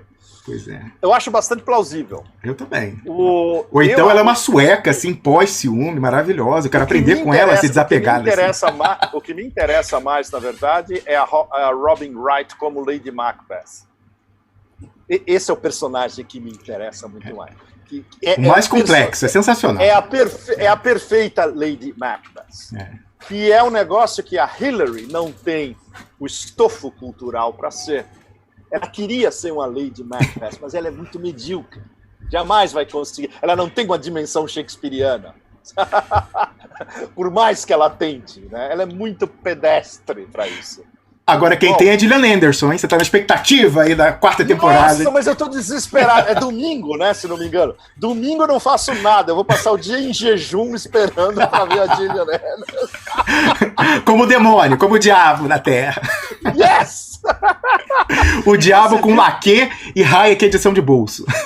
Não, e aí para fanáticos de cultura pop, que eu imagino que eu incluo vocês dois também. Certamente. Vocês viram que no primeiro trailer oficial, vocês viram que tá tocando no fundo? Claro, evidente. Claro, eles não queriam pagar os direitos autorais pro Johnny Marr e pro Morrissey, né? Aí botaram um cover. É uma versão de How Soon Is Now. Mas eles pegaram os versos chatos, inclusive o primeiro, né? I am the sun and the air of a shyness that is criminally vulgar. É do mais alto, caralho! Além do que, pra mim, vem do melhor álbum dos Smiths, da carreira deles, e provavelmente o melhor riff do Johnny Marr. É uma pena que eles não botaram a versão original. E é interessante, porque a Diana não era Smith. A Diana era Duran Duran. É verdade. Eu espero que isso esteja retratado. Ela era completamente fanática pelo The e pelo Duran Duran. Eram os grupos favoritos dela. Ela não escutava Smith. Primeiro porque aquela coisa de Manchester, entende? Lá aqueles proletários de Manchester. Sujos lá do norte. Agora, é sensacional aquele diálogo, se não dever é bem trovato, né? Quando elas se encontram, aí a Thatcher, quando a Thatcher vai formar o governo, aí fala assim, olha, nós nos respeitamos muito, né? Inclusive, enquanto mulheres, em posições de poder, inclusive porque nós temos a mesma idade. Aí a Elizabeth viraria para ela, nós temos a mesma idade, nascemos no mesmo ano, né? E quem que vem antes? Né? Tô traduzindo para Who's the Senior? Aí a Thatcher fala, eu venho antes, majestade. Eu venho antes. Majestade. I am the senior, ma'am. Maravilhoso. Bom, é isso aí. Então, olha, eu prefiro fechar chamando vocês todos para ver a Gillian domingo. É isso aí. Que é completamente fora do nosso discurso de distopia e demência, né? Que vai continuar esse mês inteiro e dezembro, pelo menos até o dia 14. Então, a gente não sabe nada até o dia 14. Essa é a narrativa das próximas semanas. Né? E respondendo a sua pergunta um pouco além, talvez tenha sido uma das facadas finais no Cadáver do Império. Rezamos para isso. Olha, rezamos para isso. Não a facada final, mas uma das facadas finais. Se fosse morte de Júlio César, seria a facada 12 ou 13, talvez, né? E é interessante, porque eles não veem isso. Eu estava conversando isso com o Alistair outro dia, às 4 da manhã, que para ele era cedo, na Umbria ainda, para mim era 4 da manhã, e a gente conversando sobre isso. Ele fala, olha, eu acho difícil eles se recuperarem desse golpe, porque é um golpe contra a autoimagem. E o planeta inteiro agora está vendo como é. Como ele bem disse, Roma demorou 5 séculos, né? Roma demorou 5 séculos, exatamente. E aquela... eu citei o que ele tinha citado, aquele ensaio muito bom do professor Michael Vlahos, comparando com os últimos anos da República de Roma antes de virar um império. Eu já botaria mais para frente, eu já botaria como o final do império mesmo no século V. É isso aí. Já depois do fim da fase imperial. Eles não vão ter uma fase imperial. O que seria a fase imperial americana? Seria ter um Calígula americano. Acho que a gente nem vai chegar a isso. Por exemplo, no começo eu estava achando que o Trump ia querer ser uma espécie de César Augusto. Dictator, do lado original, a intervenção do que vem de fora, dictator. Autocrator, como diziam os gregos. Né? Nem isso ele foi. Porque ele estava cercado pelo Deep State e não era ele que estava mandando. Essa é a diferença, mas por que não... Qual a diferença de um Calígula? O Deep State, não tinha Deep State em Roma. Ou a gente não tinha Deep State. Pois é, o Deep State era a guarda pretoriana, o Senado e a corte imperial. Isso era o Deep State romano. Né? E nos Estados Unidos é bem mais complicado. O Beltway inteiro é o Deep State. E envolve empresas zilionárias com interesses globais. Isso nunca existiu antes. É o primeiro império verdadeiramente global, com interesses globais e com capacidade de influir em cada ponto do planeta. Os impérios anteriores não eram assim. Era a turma que joga golfe em campo que não sai na foto de satélite. Boa. Bárbaro, Piero. E que, no entanto, morrem de inveja do sistema eleitoral brasileiro. Olha, eu acho que tem 2 dimensões aí. É óbvio que é ironia, mas tem a dimensão séria. Tem a dimensão séria. Queriam eles que o americano médio fosse otário o suficiente para votar numa maquininha sem contraprova. Então, tem a parte irônica, mas tem a parte muito real da inveja que eles têm mesmo no sistema eleitoral brasileiro. Pois é. Na vida, você pode roubar o que você quiser. Ô Pepe, eu vou resumir pra você, eu ia falar isso depois que você saísse, mas eu vou falar antes pra você ver, vamos voltar, sair da Dylan Anderson, então vamos sair dos Campos Elíseos, vamos lá pro fundo do Hades. Eu fiz uma publicação essa semana mostrando bem o que vai acontecer nesse domingo e nas próximas décadas no Brasil. Olha só. Brasil, o país das coincidências. Número 1, o Exército e a Universidade Positivo, do Grupo Positivo, de Oriovisto Guimarães, fecharam uma parceria público-privada para a formação de oficiais do Exército em 2017. Aí está aqui o print, né, da divulgação no site do próprio Exército, aqui os oficiais em sala de aula. Aí aqui, ó. Eu imagino o quão isonômico, impessoal e não dirigido terá sido esse edital de licitação convênio. Agora é a coincidência, né? A primeira anotação. Número 2. O TSE, Tribunal Superior Eleitoral, do notório Luiz Roberto Barroso La Garantia Soy Yo, faz uma parceria com o Exército, do general Heleno, do general Mourão, para que esse passe a fiador da segurança da urna eletrônica brasileira com código inauditável e sem impressão do voto. Ou seja, contrária a... Aceita que dói menos, você que está me ouvindo. Todos os padrões internacionais consensuais de segurança digital. Está aqui a matéria do Valor, 2019, dezembro, fim do ano. Forças Armadas poderão fiscalizar urnas, diz TSE. E já tem lá o ato formalizando isso. Número 3. O Grupo Positivo, aquele lá do treinamento dos oficiais, de Oriovisto Guimarães, ganha a licitação do mesmo Tribunal Superior Eleitoral, há pouco tempo, julho de 2020, para fabricar as urnas eletrônicas para as eleições presidenciais de 2022. Aí tá aqui a matéria da Folha de São Paulo. A TSE confirma a compra de 800 milhões em urnas eletrônicas, mas só para a eleição de 2022. Aí olha como o Brasil ninguém segura, Pepe. Vence nesse pleito, então, a transnacional Diebold, que levava o contrato há décadas. Nossa! Bis, eu imagino quão isonômico, impessoal e não dirigido terá sido esse edital, da parceria lá desde 2017. Aí você acha que terminou? Não. Eu tenho aqui, ó. O ex-delegado federal e ex-deputado federal Portal de Queiroz, asilado na Suíça, afirmou em entrevista à jornalista Mariana Godoy, exibida na TV aberta no Brasil em 2017, que investigou, na qualidade de delegado, fraude na votação eletrônica nas urnas da Diebold, que a fraude se dava no ambiente da empresa, lá, e que ele conversou com técnicos, tem isso, né, o depoimento, etc e tal. Vira a fala dele nesse vídeo, tá aqui linkado. Aí continua. Assim, né, com essa substituição da fornecedora de Diebold para Brasileiríssima Positivo, fraude análoga à que foi identificada pelo portal de Queiroz, caso viesse a ocorrer, provavelmente dar-se-ia na Positivo, a empresa curitibana, lava-jatista de primeira hora, de Oriovisto Guimarães. Ou seja, compromate eleitoral, se houver, fica em casa a partir de 2022, no Brasil, e não mais nos Estados Unidos, como era até aqui com a Diebold. Aí, olha como o Brasil realmente é o país das coincidências. A conclusão, Pepe Escobar. Número 4. Nas esquisitas eleições para o Senado, no Paraná, de 2018, o mesmo Oriovisto Guimarães, da parceria com o Exército 2017, e que ganhou a licitação para fazer a urna, debutante, ninguém nunca tinha ouvido falar do sujeito na política, surpreende e chega em primeiro lugar para senador no Paraná, em 2018. Pesquisa Ibope, realizada dias antes, colocava ele em quarto. O veterano Roberto Requião, nosso caríssimo, que aparecia disparado em primeiro, 40 e tantos %, cai 30 pontos, ou pede 30 pontos na urna. Fica em terceiro, fora do Senado, portanto. Aí tem aqui os prints, ó. Pesquisa Ibope, ó, para o Senado, no Paraná, Requião 39, o segundo com 17, o terceiro com 16, e o Oriovisto, debutante, com 15. Chegou disparado na frente. Aí você vê ele aqui, ó, Paraná elege Oriovisto e Flávio Arnes para o Senado. Requião e Richa, ex-governador, ficam fora. Aí eu vou terminar aqui, ó, bis. Brasil é mesmo o país das coincidências.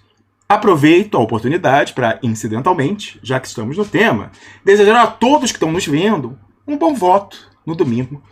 A festa da democracia. Que bom que as instituições seguem funcionando normalmente no Brasil, né? PPS. Até 2022. Esse ano etéreo, mítico, né, da virada, que nunca chegará. Eu tô aqui com um vídeo do general Mourão, antes ainda de ser formalizado. Ele foi consultado por uma dessas pessoas que foram nutridas em uma medida ao longo dos anos da base do bolsonarista a desconfiar da urna. E aí alguém, num evento do general Mourão, já na vice-presidência da República, pergunta para ele: general, e essa questão aí das urnas que não são auditáveis? O Mourão fala: não, pode deixar que agora quem garante é a gente. Ó, vamos ouvir aqui. O ex-presidente Lula, que na minha visão é muito clara. Independente de estar preso, não estar preso, ele não pode concorrer à presidência da República pela lei da ficha limpa aí. Acabou, não tem como, a lei é clara. Perdão, isso é durante o processo eleitoral. Ele está falando que o Lula não poderia concorrer. Continuando. Julgado, condenado em segunda instância. Se vão conceder indulto, se vão daqui a um tempo anistiar, isso é outro problema. E eu também deixo muito claro. E aí vem o repúdio das Forças Armadas a essa questão. Isso é claro. Por que isso? Se o Lula fosse ladrão de celular, eu até dizia que ele podia ser candidato a presidente da República. Mas ele, como presidente da República, usou o cargo em proveito próprio da sua família para vigiar o recurso que a nação tanto precisa. Como é que esse camarada vai voltar a esse cargo? Como é que ele vai ser comandante e chefe das Forças Armadas? Nós vamos ter um ladrão no comandante? Pode. Esse cara tá fora. Botaram aqui o vídeo, mas não tinha a fala que eu queria.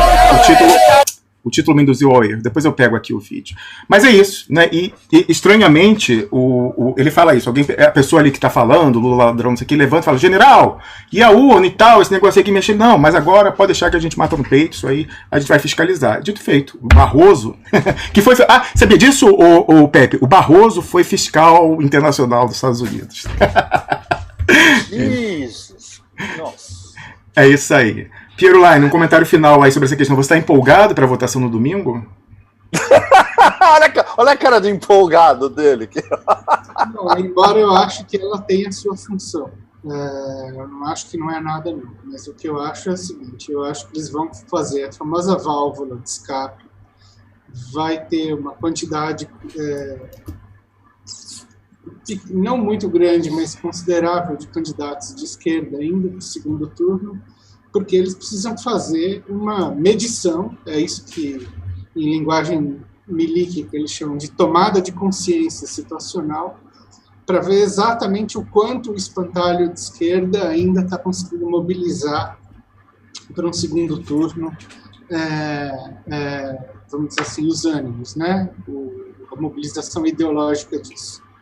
E o meu chute, aí, posso estar totalmente errado, é que se a esquerda tiver alguma vitória, ela vai ser justamente nessas cidades indo para o segundo turno. Nas cidades pequenas, que só tem um turno, eu acho que a esquerda não vai ter vez.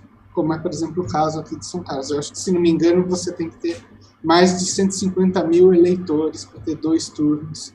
200 mil, acho que são 200 mil eleitores, salvo engano. 200 mil? Acho que é. Ou 100 mil, não sei, algo assim. É o G200, são 200, mais ou menos 200 cidades brasileiras onde há possibilidade de segundo turno.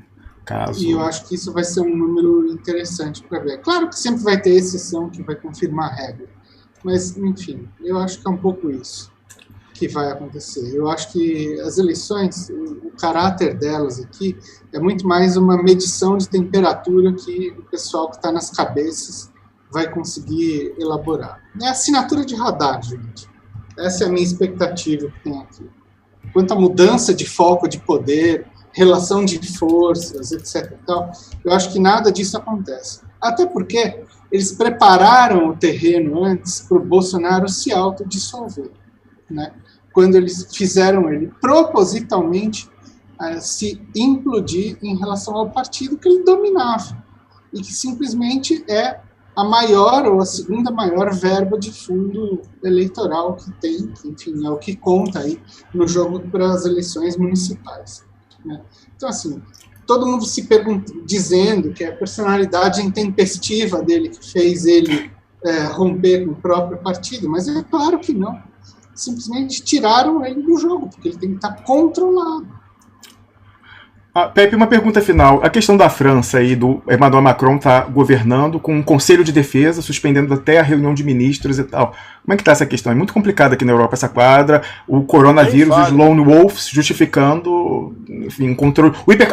Lembrando, a União Europeia começou essa semana trâmite para exigir dos aplicativos de troca de mensagem instantânea, WhatsApp e tal, uma backdoor para poder monitorar articulações terroristas, né, entre aspas. Claro, exatamente. Como está sua companheira, como está o clima na França? O que implica como é que chama? As chinesas completamente fora do mercado europeu, né? Ninguém no mercado europeu vai poder usar o WeChat, por exemplo. E a WeChat já é uma aplicação global. Usando o WeChat no Oriente Médio, na África, etc., na Europa vai ser barrado. Mas o próprio WeChat já tem, sabidamente, a backdoor para os chineses. Os próprios chineses sabem, sempre teve. Sim, agora, os chineses sabem. Sim, claro. Sim. Não é escondido. Agora, a garantia que a gente tem até o final é o Pavel Durov e o Telegram. Por isso que o Andrew Koríbico está lá. Por quê? O Putin, lá atrás, fez a mesma coisa. Uns 2 anos atrás, ele queria que esses aplicativos dessem a backdoor. O WhatsApp continua funcionando, então presume-se que deu a backdoor e que ela possa ser dada. O Telegram não deu. O Pavel Durov falou, não dou. E aí o Putin suspendeu o Telegram. Mas o Pavel Durov, talvez por uma questão de honra, já que é o país do seu nascimento, fez uma mega estrutura com servidores proxy, aguentando até 30 milhões de usuários na Rússia que ficaram usando, enquanto durante 2 anos o Telegram ficou oficialmente banido. E aí o Putin, que é realista, falou, bom, não adiantou e pior ainda, foi um tiro no pé, dos raros, hein, dos raros tiros no pé que o Putin dá, porque foi a melhor propaganda que ele podia fazer. Quer dizer que o russo médio falou, bom, os que continuaram deram código, então o único que não dá o código, se eu quiser trocar nude, tem que ser o Telegram. Aumentou o número de usuários quando estava oficialmente banido. Aí o Putin falou, não, tudo bem, vamos lá, e liberou. Então o Pavel Durov, depois que foi liberado da Rússia, ficou, e ele colocou isso no canal dele, ficou com uma mega estrutura redundante aí, para milhões e milhões de usuários. Possivelmente a gente vai precisar dessa estrutura aí da União Europeia se o pessoal abrir e resolver banir o Telegram, né? Então, vamos acompanhar. E você tem que ir pro Telegram, Pepe Escobar. Eu já prometi. No dia da inauguração, eu entro no Telegram e no Twitter no mesmo dia. Bom, fechando, uma notícia do mundo real, ou do mundo do futuro. Sabe o que vai ser assinado provavelmente domingo, aqui na Ásia? O sucessor do TPP.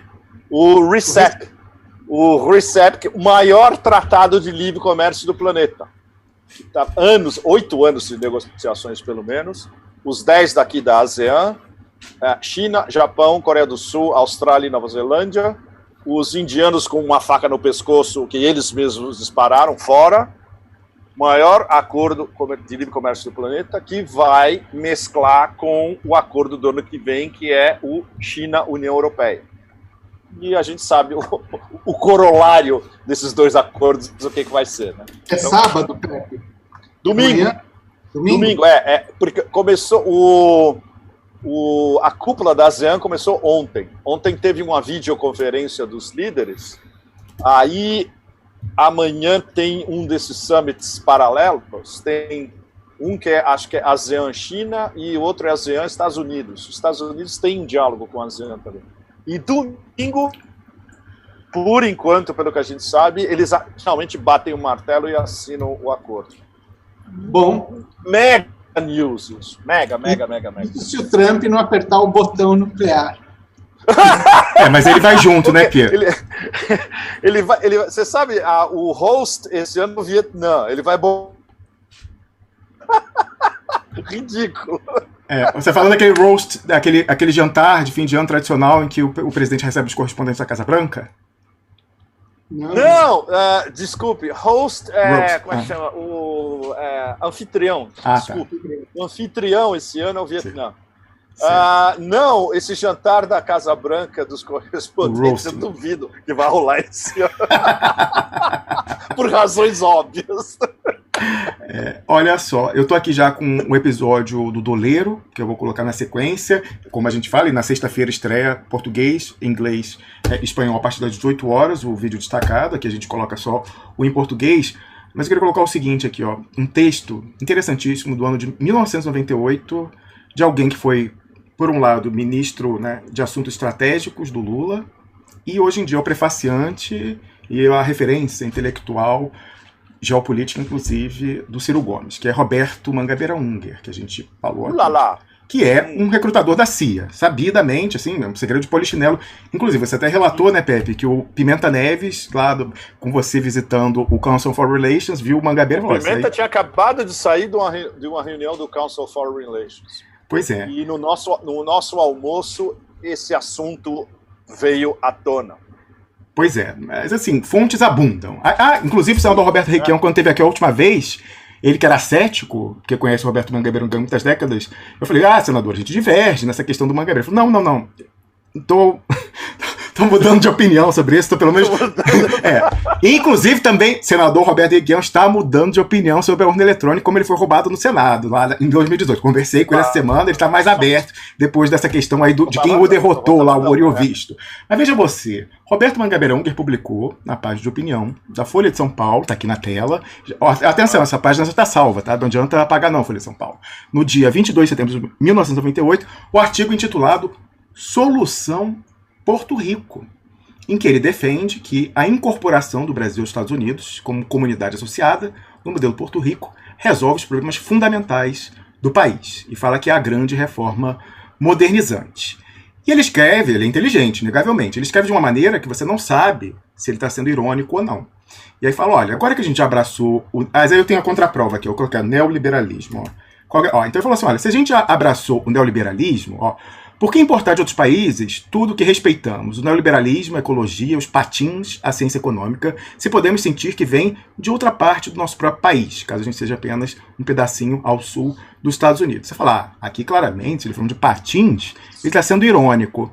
Poderia ser, se não fosse o caso de, em 1998, ele ter, àquela altura, 6 anos antes, articulado, assinado e se tornado operador do Umbrella Deal com Daniel Dantas e com o presidente global do Citi. Então, a privataria e o neoliberalismo que ele estaria ironicamente denunciando, ele levava grana para levar adiante no Brasil. Então, se ele estava sendo irônico publicamente, no fundo, ele está sendo sincero. É o ministro de Assuntos Estratégicos do Lula, é o prefaciante, eminência parda de um eventual governo Ciro Gomes, aquele que se ofereceu num telegrama que nem uma Cleópatra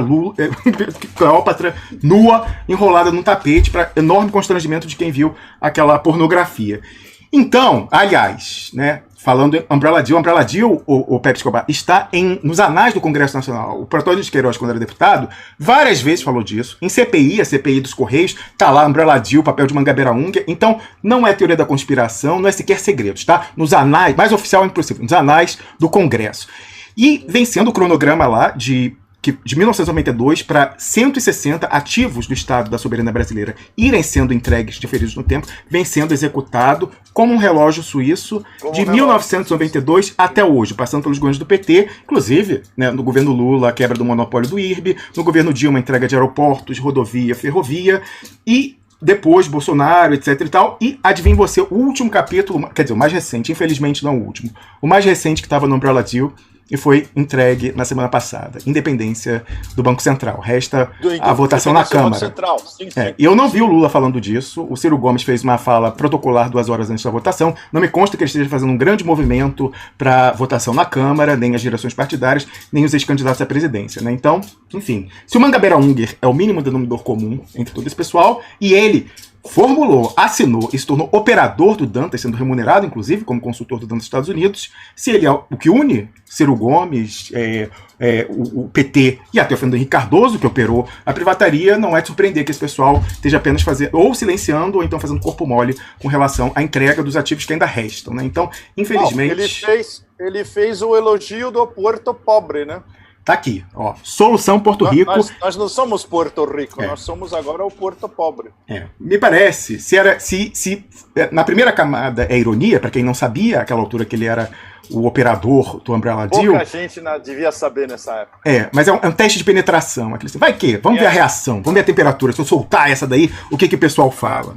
Eu quero ver o que responde para isso aqui. Né? Vai falar, ironia. Mas eu quero ver o que ele responde sobre ele ser o operador do Umbrella Deal e ter sido um subscritor. O acordo secreto encontrado pelo Protógenes de Queiroz no cofre da sede do Banco Opportunity na Operação Chacal. Então, meu amigo, minha amiga, Aí fala, mas qual é a alternativa? Qual a alternativa? Essas aí, infelizmente, não são.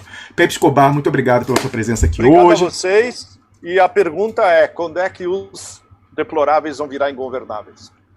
É o grande teste, inclusive que nos interessa para o Brasil. Esse é o grande teste. O controle, a faca no pescoço do Trump por um lado, sim, e a desplataformização das grandes plataformas, o quanto esse pessoal vai se autonomizar ou não. Então, isso a gente tem que, inclusive, extrapolar para a nossa realidade também. Toda atenção, todos os olhos dos deploráveis. Isso vai cruzar com o Davos virtual em janeiro, hein? Não esqueçam. Great Reset. O começo do Grand Reset é daqui a 2 meses. Muito bem. Agora... Queridos, feliz distopia para todos. É isso aí. A nossa vida é contradição em termos, não tem jeito, né? Infelizmente, feliz distopia. Eu vou colocar aqui o episódio do Doleiro e eu prometo que no final eu coloco o recorte relevante do General Mourão, ainda em 2018, falando que não ia ter problema, que depois que eles chegassem, quem ia garantir a urna eletrônica eram eles. Pieruline, muito obrigado, até a próxima semana. Valeu, Holmes. Até mais.